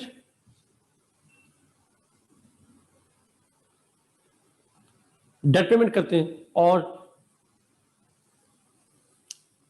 फॉरेन टूरिज्म। अच्छा, आपके मेजर जो है वो दो हैं। सारी ट्रेड नहीं, ट्रेड के अंदर इंपोर्ट जो होती है उससे आप फॉरेन करेंसी बाहर बेचते हैं। ट्रेड के अंदर से, ट्रेड के अंदर जब आप एक्सपोर्ट करते हैं तो आप मिसाल के तौर ये मार्केट पाकिस्तान में प्रोड्यूस हुआ, आपने बाहर बेचा तो डॉलर पाकिस्तान आएगा। लेकिन आपने अगर ये मार्कर इंपोर्ट किया है बाहर वाले को तो आपने इसको पे किया होगा और आपने इसे डॉलर में पे भी किया होगा। जैसे कायनात ने वो लिखा, ऑनलाइन शॉपिंग की बात की है कि आप अली एक्सप्रेस से या अलीबाबा से या कहीं से आप मंगवाते हैं, Amazon.com वगैरह से, तो आपको पे करना पड़ता है। सर, ये डॉलर डिपेंडेंट ट्रेड की बात हो रही है। अच्छा, तो ये मेन है, इंपोर्ट्स और डेट पेमेंट है, या फिर हम कहते हैं उसको प्रॉफिट टेकिंग होती है। प्रॉफिट टेकिंग से मतलब है फॉरेन डायरेक्ट इन्वेस्टमेंट आई पाकिस्तान में, इन्वेस्टर यहां से फॉरेन करेंसी बाहर ले जाता है obviously. Sort imports plus debt payment, कर्जे की अदायगी जिसको हम बोलते हैं, और फिर ऑब्वियसली प्रॉफिट टेकिंग है, जो फॉरेन इन्वेस्टर पाकिस्तान में इन्वेस्ट करता है, प्रॉफिट लेकर यहां से बाहर चला जाता है। सर, ये नॉर्मल मेथड्स हैं। ऑब्वियसली इलीगल मेथड में फिर मनी लॉन्ड्रिंग, जिसने लिखा जुल्फकार ने, मनी लॉन्ड्रिंग हो सकती है, दैट्स ट्रू। और फिर जो आपने छोटी बात की कि हमारे फॉरेन ट्रिप्स होते हैं गवर्नमेंट के, वो भी आ जाते हैं उसके अंदर। इसी वजह से पाकिस्तानी जो बाहर इन्वेस्ट करते हैं वो भी आ जाती हैं चीजें, they all are part of it, that's true. So exports, remittances, foreign direct investment, they are the ways in which foreign currency comes in Pakistan. Imports, debt payment, etc. They are the ways in which foreign currency goes out of Pakistan. दोनों में जो gap है, if we have more outflow of the currency than inflow, that is called CAD, current account. और उसकी वजह से आपका जो current account से मतलब current balance कहते हैं उसको।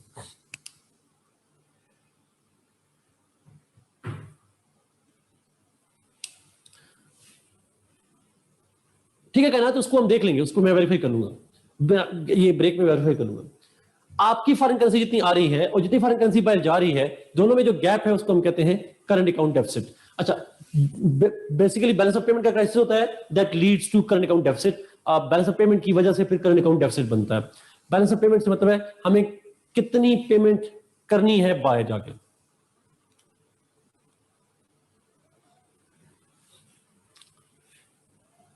अच्छा, इस पॉइंट को मैं फिर रिपीट करूं, balance of payment means how much foreign currency comes in Pakistan and how much foreign currency we have to pay. आपका जो गैप है उसको हम बैलेंस ऑफ पेमेंट कहते हैं। अब when you have to, when there is a gap in balance of payment, आपका balance of payment negative में हो, आपने ज्यादा पेमेंट करनी हो और आपके पास पेमेंट आ कम रही हो, तो आप फिर क्या करते हैं, you actually take the money from your current account deficit. आप देखते हैं कि आपके पास जो फॉरेन करेंसी अकाउंट्स है उसमें कितने पैसे पड़े हैं, डॉलर्स कितने पड़े हैं या फॉरेन करेंसी कितनी पड़ी है, तो आप उसमें से फिर पेमेंट को, बैलेंस पेमेंट को बैलेंस करते हैं। व्हेन यू बैलेंस इट, तो यहां पे उसका इफेक्ट पड़ जाता है। Are you getting this point? How much foreign currency comes in Pakistan and how much foreign currency goes out of Pakistan, दोनों में जो गैप है उसको कहते हैं बैलेंस ऑफ पेमेंट। आसान है, बैलेंस ऑफ पेमेंट का मतलब क्या है? ये पैसे आ रहे हैं और ये पैसे जा रहे हैं, मैंने पेमेंट करनी है, पेमेंट आनी है मेरे पास और मेरे से पेमेंट जानी है। दो ही स्टेट है ना, मैं पाकिस्तान हूं, मैंने फॉरेन पेमेंट लेनी है और मैंने पेमेंट बाहर भिजवानी है, तो इसको कहते हैं बैलेंस ऑफ पेमेंट। अब फॉर एग्जांपल पाकिस्तान के पास, फर्ज करें, अब ये सुनिएगा, ये करंट अकाउंट को समझाने के लिए, फर्ज करें हमारे पास जो बाहर जाने हैं वो 10 है और जो पाकिस्तान में आने हैं वो 8 है, तो गैप कितना हुआ? बैलेंस ऑफ पेमेंट का गैप कितना हुआ? 2 हुआ। अब वो $2 कहां से आएंगे? Where would they come from? हमें अपने अकाउंट से पे करना पड़ेगा, we have to pay from ourselves. हम डॉलर प्रिंट तो नहीं कर सकते, इट्स -2, यस। हम हम प्रिंट कर सकते हैं dollars, can we print that? नहीं कर सकते, तो हम क्या करेंगे?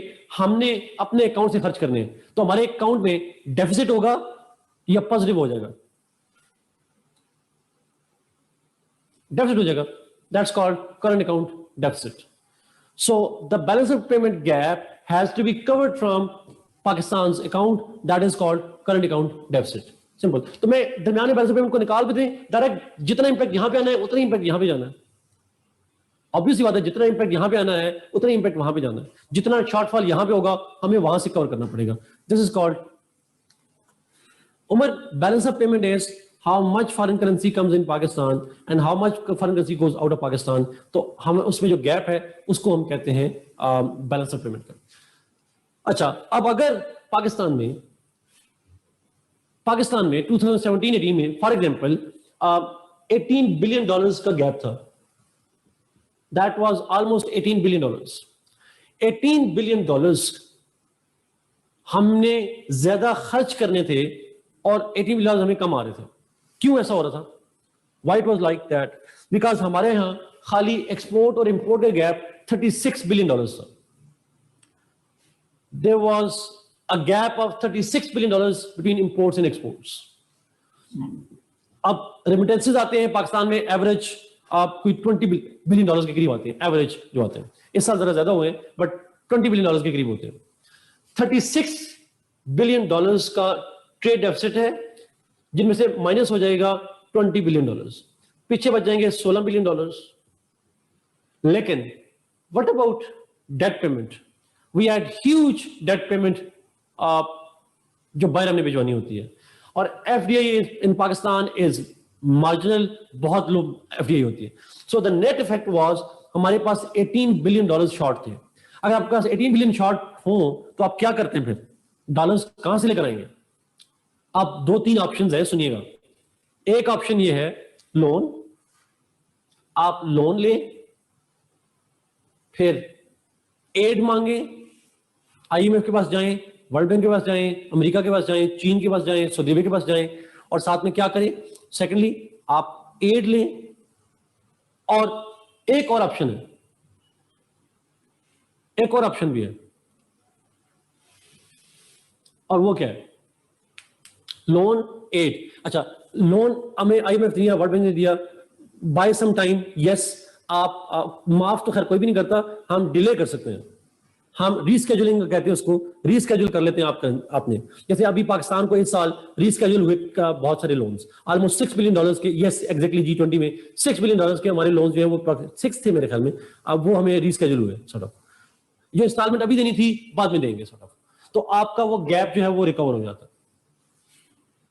बट अगेन एक ऑप्शन और भी है, डेफिनेट पेमेंट, एक ऑप्शन और भी है, और वो क्या है कि आप फॉरेन करेंसी लोन और एड तो ले रहे हैं, फिर भी अगर पैसे पूरे नहीं हो रहे तो आपके पास जो फॉरेन एक्सचेंज रिजर्व्स पड़े हैं आपके मुल्क में, आपकी गवर्नमेंट के पास फॉरेन करेंसी सेविंग पड़ी है, उसमें से खर्च करना शुरू कर दें। समझ आ रही बात? आपके पास ऑलरेडी फॉरेन करेंसी पड़ी होगी, जिसको अपने फॉरेन एक्सचेंज रिजर्व्स या फॉरेक्स कहते हैं, फॉरेक्स रिजर्व्स होते हैं, उनमें से आप खर्च कर दें अपनी सेविंग में से। लोन, एड, फॉरेक्स रिजर्व्स, और जो आप इंस्टॉलमेंट्स डिले कर सकते हैं स्टेट बैंक ऑफ पाकिस्तान के पास, ये आपके पास ऑप्शन है, you need to do that. अच्छा, आपका सवाल ये है कि ऐसा क्यों नहीं करते कि आप आउटफ्लो कम कर दें। Why don't you do that कि आउटफ्लो कम कर दें? आउटफ्लो में इंपोर्ट्स कम कर देंगे, इकोनॉमी क्रैश कर जाएगी, इकोनॉमी वीक होना, करंट गवर्नमेंट जॉब्स और इकोनॉमिक लॉस होना शुरू हो जाएगा। डेट पेमेंट कम कर नहीं सकते और प्रॉफिट टेकिंग आप रोक नहीं सकते। इन्वेस्टर आएगा, अगर आप इन्वेस्टर को प्रॉफिट टेकिंग से रोकेंगे, वो इन्वेस्टर आएगा क्यों? व्हाई ही वुड कम अगर आप उसे इन्वेस्टमेंट लेके जाने नहीं देंगे? So point is the best option is, इनमें से कोई ऑप्शन पॉसिबल नहीं है। इंपोर्ट्स कम कर दें और वो शॉर्ट टर्म सोल्यूशन है। हमारी गवर्नमेंट करंट अकाउंट डेफिसिट कम करके जो खुशियां मना रही है, इमरान खान साहब ने कहा कि जी पिछले 4 साल में पहली दफा हुआ कि हमें करंट अकाउंट सरप्लस हुआ।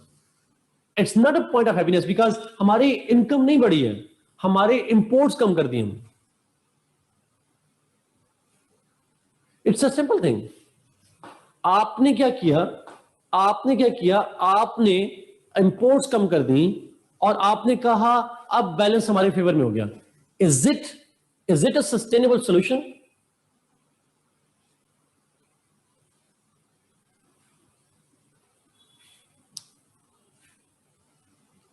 That's true. It's not only temporary, Umar. It's suicidal. It's self-destructive actually. ये कोई अचीवमेंट नहीं है, बट ऑब्वियसली ये सारी लेकिन ये शॉर्ट टर्म रिलीफ जरूर है। ऑब्वियसली शॉर्ट टर्म रिलीफ जरूर है, मैं इसको नहीं कह रहा कि ये गलत काम कर रहे हैं, but I am saying is it's a short term solution, painful solution. Injection है, पेनफुल है, but it was necessary. But don't take it as, don't celebrate it. It's not a point of celebration. Yes, it's a point of relief. Injection लगे और आप ठीक हो जाए, आप celebrate नहीं करते इंजेक्शन लगवाते हुए कि मैं ठीक हो जाऊंगा। इट्स सिंपली पॉइंट इज कि आप इसको एक पेन किलर कह सकते हैं सॉर्ट ऑफ। लेकिन long term solution is if you increase exports, if you increase remittances, FDI, loan और एड, तो ऑब्वियसली आप उसको प्रेफर नहीं करेंगे बिकॉज लोन बढ़ाएंगे तो आपको डायरेक्ट पेमेंट वो यहां पे बैलेंस हो जाएगा। अच्छा, रेमिटेंसेस हमारे बड़े हैं, सबसे बड़ा प्रॉब्लम ये है जो लार्जेस्ट सोर्स ऑफ मनी है वो एक्सपोर्ट्स होनी चाहिए, वो नहीं हो रही। The biggest problem is that Pakistan is not able to increase its exports. ये सबसे बड़ा डायलेमा है। इसीलिए शायद पाकिस्तान के अंदर CPEC is very crucial because it will bring FDI, it will increase exports, it will decrease imports. It will be a cumulative benefit to Pakistan because of CPEC industries. ये शायद solution बनाएगा। हम तो कुछ नहीं कर सकते, चाइनीज आके शायद हमें सीधा कर लें। This is the problem with the current account deficit जी, ये सारी चीजें। आखिरी पॉइंट, करंट अकाउंट डेफिसिट होने से नुकसान क्या होता है? डेफिसिट बढ़ेगा तो नुकसान क्या होता है? नुकसान ये होता है when you are short of foreign currency, तो एक बेसिकली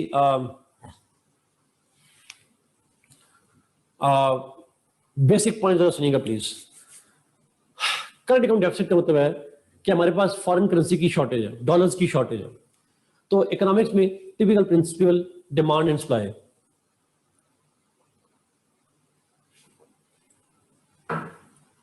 टू वे। अच्छा, मेरे सवाल का जवाब दीजिएगा प्लीज। आप डिमांड एंड सप्लाई का प्रिंसिपल जानते हैं? How it affects pricing, price को कैसे इफेक्ट करता है? आसान तरीन है, सुन लीजिएगा जिनको नहीं समझ आ रही। एक चीज है जो मार्केट में काफी ज्यादा तादाद में मौजूद है, जिसकी सप्लाई बहुत ज्यादा है और उसकी डिमांड कम है, वो चीज सस्ती हो जाती है। Something that is increased in supply but less demand, that becomes cheaper. क्यों होता है ऐसे? क्यों ऐसे होता है? Why it happens? बायर कम होगा तो बेचने वाला कहेगा अच्छा सस्ता ले लो, खरीद लो मुझसे। अगर बायर नहीं होगा तो वो क्या कहेगा, अच्छा खरीद लो मुझसे, मैं सस्ता डिस्काउंट लगा देते हैं। अक्सर नहीं होता, पुराना माल आके ये ब्रांड वाले सस्ता बेच देते हैं सॉर्ट ऑफ। खरीदने वाले जब नहीं होते, अब विंटर आना शुरू हो गया है तो समर की चीजों को खरीद नहीं रहा, तो उन्होंने निकालने के लिए क्या कर दिया, सस्ता बेचना शुरू कर दिया। इट्स सिंपल, सेल लगाना शुरू कर दी सॉर्ट ऑफ। तो आप सप्लाई ज्यादा कर दे, डिमांड कम हो तो ऑटोमेटिकली आप उसको बढ़ा देते हैं। अच्छा, अगर आप डिमांड ज्यादा हो, सप्लाई कम हो, तो प्राइस क्या होती है, इंक्रीज हो जाती है। बड़ी क्लासिकल एग्जांपल है, छोटी छोटी सी एग्जांपल है। जब नए नए ये छोटे छोटे नहीं आइसक्रीम वाली शॉप्स खुलती हैं, ये अक्सर लाहौर में मैंने देखी है, मुझे नहीं पता कराची में भी होती होंगी, कैफेज छोटे मोटे खुल गए, वो चाय वाले और इस तरह की चीजें खुलना शुरू हो गई छोटी सी। अगर आप देखें शुरू में उनके रेट्स बड़े लो होते हैं, they are very low rates. जब वो देखते हैं कि लोग बड़े ज्यादा डिमांड पे चला गया उनका काम, व्हेन दे सी कि उनका डिमांड बढ़ गई है, तो what they do is they increase the prices, वो बढ़ा देते हैं। ये अक्सर होता है, when the demand increases they increase the pricing. Exactly, this simple logic. सो ये सिंपल लॉजिक होती है, ब्रांड बिल्डिंग होती है। Increase the demand and decrease the supply, the prices will go up. Decrease increase the supply को increase कर दें और डिमांड कम हो तो ऑटोमेटिकली प्राइस कम हो जाती है। और अगर आप डिमांड बढ़ा दें, सप्लाई को कम कर दें, देन ऑटोमेटिकली प्राइस बढ़ जाती है। This is simply it works out. Now foreign currency अगर पाकिस्तान में कम होगी, हमारी इंपोर्ट ज्यादा, हमारी फॉरेन करेंसी बाय ज्यादा जानी है, अर्निंग कम है, तो डिमांड ज्यादा है या सप्लाई ज्यादा है पाकिस्तान में?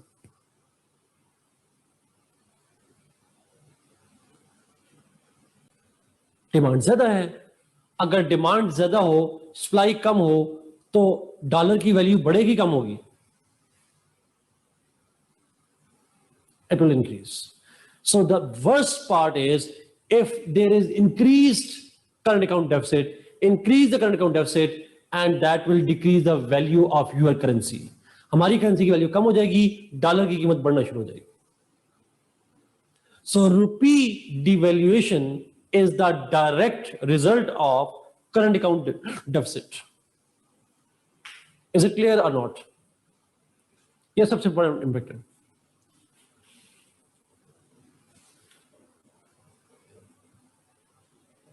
So अगर आप देखें हमारे लिए इसी तो इल्जाम लगाते रहे ना,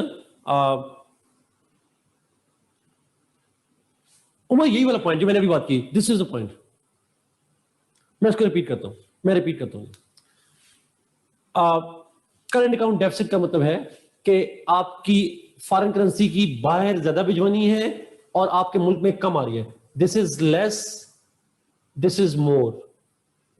पाकिस्तान से बाहर ज्यादा जानी है, पाकिस्तान के अवेलेबिलिटी सप्लाई कम है, डिमांड ज्यादा है। जब डिमांड ज्यादा हो, सप्लाई फॉरेन करेंसी की कम हो, तो ऑटोमेटिकली डॉलर की बात हो रही है, डिमांड डॉलर की ज्यादा है तो डॉलर की प्राइस बढ़ जाएगी। जब डॉलर की प्राइस बढ़ेगी, रुपी डीवैल्यू हो जाएगा। आसमा ने पूछा लास्ट टाइम अगर कैट सरप्लस में गया है, 1 महीने के लिए गया आसमा, 1 महीने के लिए शॉर्ट टर्म में। और शॉर्ट टर्म में अगर आप देखें तो आपने अगर देखा हो पिछले कोई 1-2 महीनों में, तो आपको नजर आएगा डॉलर की जो वैल्यू है वो 1 से 2 रुपए कम हुई है ओवरऑल। 167.8 पे था, अब 165 पॉइंट समथिंग पे है। नहीं, 170 में नहीं था, वही 168 से कम है। अब मैंने 2 दिन पहले की बात बता रहा हूं, मुझे अब कल का और परसों का रेट नहीं याद, उससे पहले की बात बता रहा हूं। इट वाज 165.8 और जो परचेज उस वैल्यू थी दैट वाज 168। ऐसा ही था, यस, अप्रोक्सीमेटली। तो कहना ये चाह रहा हूं कि आपकी रुपये की वैल्यू या मोस्टली से या माइनस सी कम हुई है, ज्यादा नहीं हुई कम, माइनस सी कम हुई है। True, thank you Umar for sharing कि वो दे रहे होते हैं sort of. So if you increase the demand of dollar, the price of dollar increases, and when the price of dollar increases, the price of rupee, the value of rupee comes down. ये basically currency devaluation हो जाती है। ये एक important impact है जी। Anyway, but this is what is current account deficit, and this is how it's linked with the currency and all that. Let's go to FATF. FATF पे जाते हैं। FATF is simply important issue। नहीं, इसको खत्म करके break लेंगे, अभी नहीं ब्रेक लेंगे, अभी नहीं। FATF, financial action task force. अभी शॉर्ट से पॉइंट है, ज्यादा पॉइंट डिस्कस नहीं करनी। फाइनेंशियल एक्शन टास्क फोर्स जो है, इसके आप FATF पे लेक्चर हुआ है? Did you have a lecture on FATF? Okay, फिर आई वोंट बी एक्सप्लेनिंग जी, I won't be explaining FATF, वो आपका क्लियर होगा। Good. Energy crisis, energy crisis हमने सोशल इश्यूज में डिस्कस किया था, अगर आपको याद हो। जी खालिद, फिर करेंसी का आप इफेक्ट डाल सकते हैं आप, दैट्स ट्रू। अगर आप लोकल करेंसी में ट्रेड करें ईरान से या चाइना से, दैट्स अ पॉसिबिलिटी फिर। लेकिन खालिद मेरा एक सवाल है आपसे, why would Iran need Pakistani rupee? Local currency उनको हमारी रुपी क्यों चाहिए होगा? Only if they import. ऐसा ही है, अगर पाकिस्तान से खरीदेंगे तो रुपये हमें वापस कर देंगे, वरना उन्हें कोई फायदा है?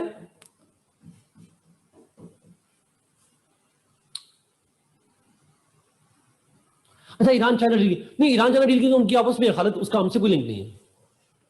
अगर उस वो उनका मसला है, हम उसको यहाँ पे नहीं करेंगे, पाकिस्तान से लेट नहीं करेंगे।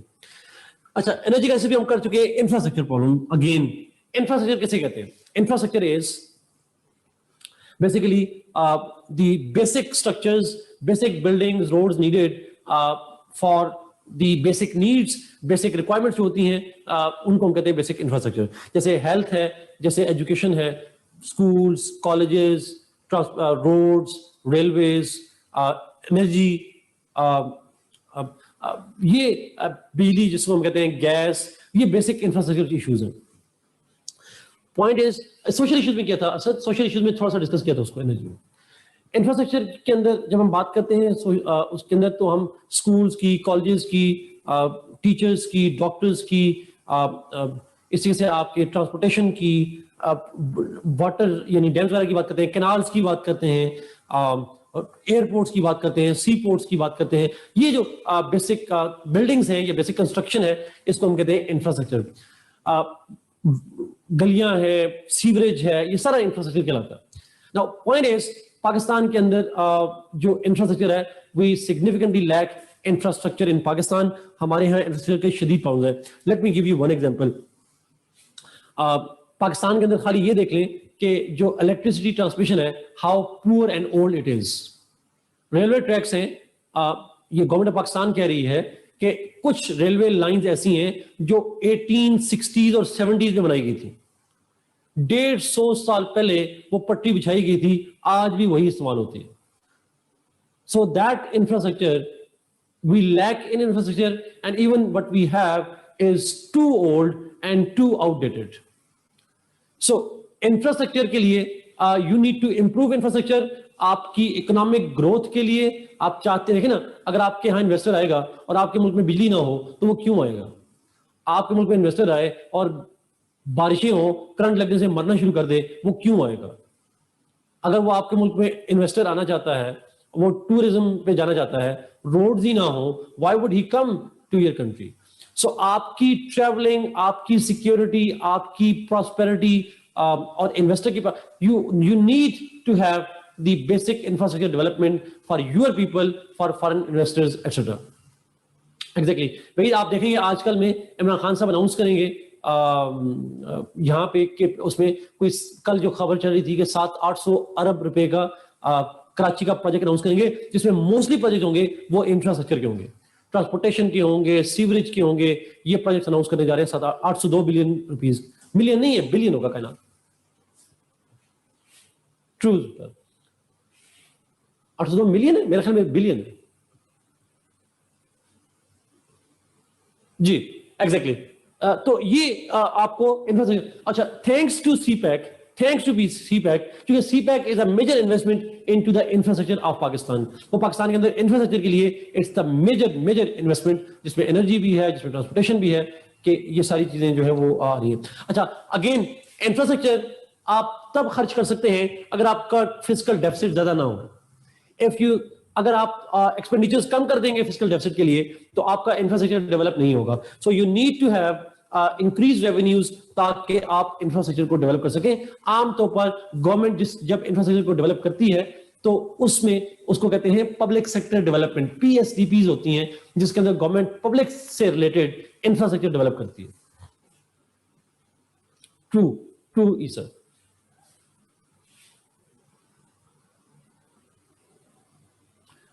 वहीद, एब्सोल्युटली। इमरान खान साहब कहते थे कि मुल्क पुलों से, ब्रिजेस से और रोड से तरक्की नहीं करते, और अब वही कर रहे हैं। That's true, absolutely. So construction is obviously, opposition ऐसी ही होती है। अब मैं वही ये भी देख रहा था कल उन्होंने कहा, शहबाज शरीफ साहब ने 2 दिन पहले कहा कि अगर मुझे मौका मिला तो मैं कराची को पेरिस बना दूंगा। तो वो भी तो यही कह रहे हैं, लाहौर को पेरिस बना दिया है।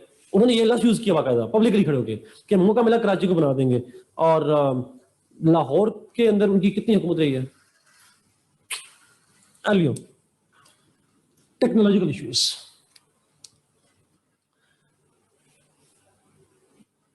इंप्रूव जरूर किया है ख्वाजा ईसा, और लेकिन बहुत सारे इश्यूज में इंप्रूवमेंट नहीं भी हुई है। सर बिल्कुल इंप्रूवमेंट भी नहीं हुई। अगर आप देखना चाह रहे हैं, पंजाब के लाहौर के गवर्नमेंट स्कूल में चले जाएं, किसी गवर्नमेंट स्कूल में चले जाएं, लाहौर के किसी भी गवर्नमेंट हॉस्पिटल में चले जाएं, तो आपको रोड तो नजर आएंगे जरूर, इसमें कोई शक नहीं है, लेकिन आपको जो बाकी इंफ्रास्ट्रक्चर वहां पे नजर नहीं आएगा। That's the. और लेकिन मेरे ख्याल में 15 साल काफी होते हैं कि जिसमें आप सिर्फ इंफ्रास्ट्रक्चर नहीं बल्कि आप हेल्थ, एजुकेशन, बाकी चीजों को भी इंप्रूव कर सकते हैं। But they don't do any technological. 5 minute और दीजिएगा जी, फिर ब्रेक लेते हैं प्लीज।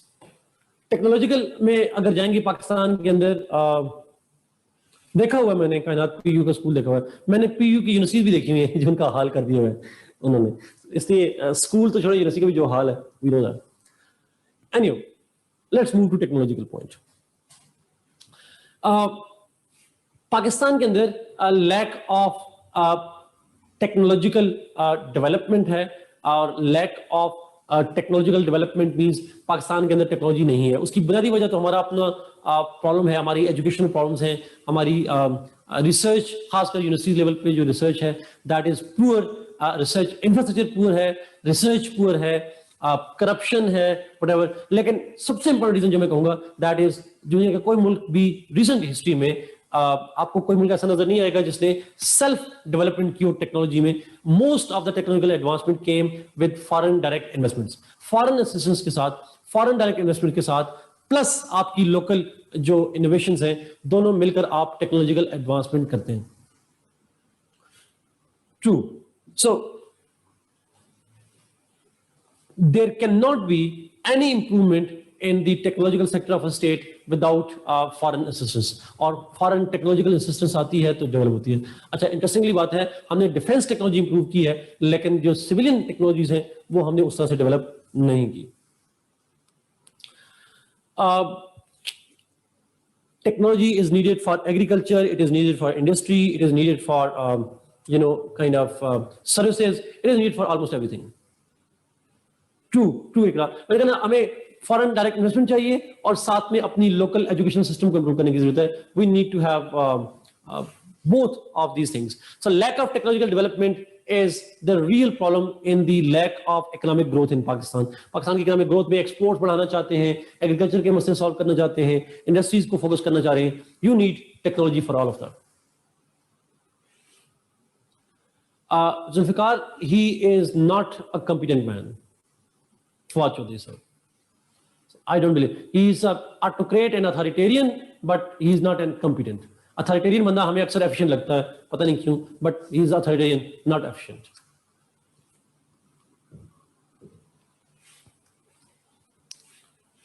आप पता नहीं शायद उनको पर्सनली जानते हैं, I know him personally.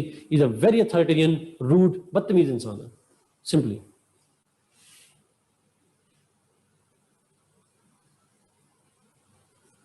Anyway, water crisis. हाँ, फिर ठीक है, बहुत ज्यादा। Okay, let's go to water crisis ji. water crisis भी हम डिस्कस कर चुके हैं, I won't be talking on that। हमने इसको सोशल इश्यूज में डिस्कस किया हुआ है, नंबर स्टैटिस्टिक्स भी बताए हुए हैं, वाटर स्कार्सिटी, वाटर मैनेजमेंट, ये दोनों चीजें की हैं। FDI, again FDI, foreign direct investment is again a very very very important issue जी। पाकिस्तान के अंदर हमने बहुत सारे पॉइंट से लिंक किया, FDI को करंट अकाउंट से लिंक किया है, टेक्नोलॉजी से लिंक करते हैं, फॉरेन डायरेक्ट इंफ्रास्ट्रक्चर से लिंक करते हैं। Foreign direct investment means the foreign investors when they invest in Pakistan, McDonald's वाले नया लगाते हैं, सैमसंग वाले आके प्लांट लगाते हैं, चाइनीज कंपनी आके यहाँ पे इन्वेस्ट करती है। So foreign companies when they invest in Pakistan, that's called FDI। Unfortunately Pakistan के अंदर जो FDI है that is very low. For example जो 2019-20 है उसके अंदर FDI में कुछ लोन, CPEC में कुछ FDI है और कुछ लोन्स हैं। Last year it was around $2.7 billion की एफडीआई आई थी पाकिस्तान में last year. So FDI means जो फॉरेन बास्किन रॉबिन्स कह लें, चले आप जो आइसक्रीम्स के नाम लेना शुरू कर दें, मुझे नहीं पता और कौन कौन सी इंपोर्टेड है, बट बास्किन रॉबिन्स का मुझे पता है कि any foreign currency, foreign company that comes and invest in Pakistan. अच्छा, अगेन जिस तरह अभी छोटी छोटी हम जिक्र कर रहे हैं, पॉइंट इज वैल्यू एडेड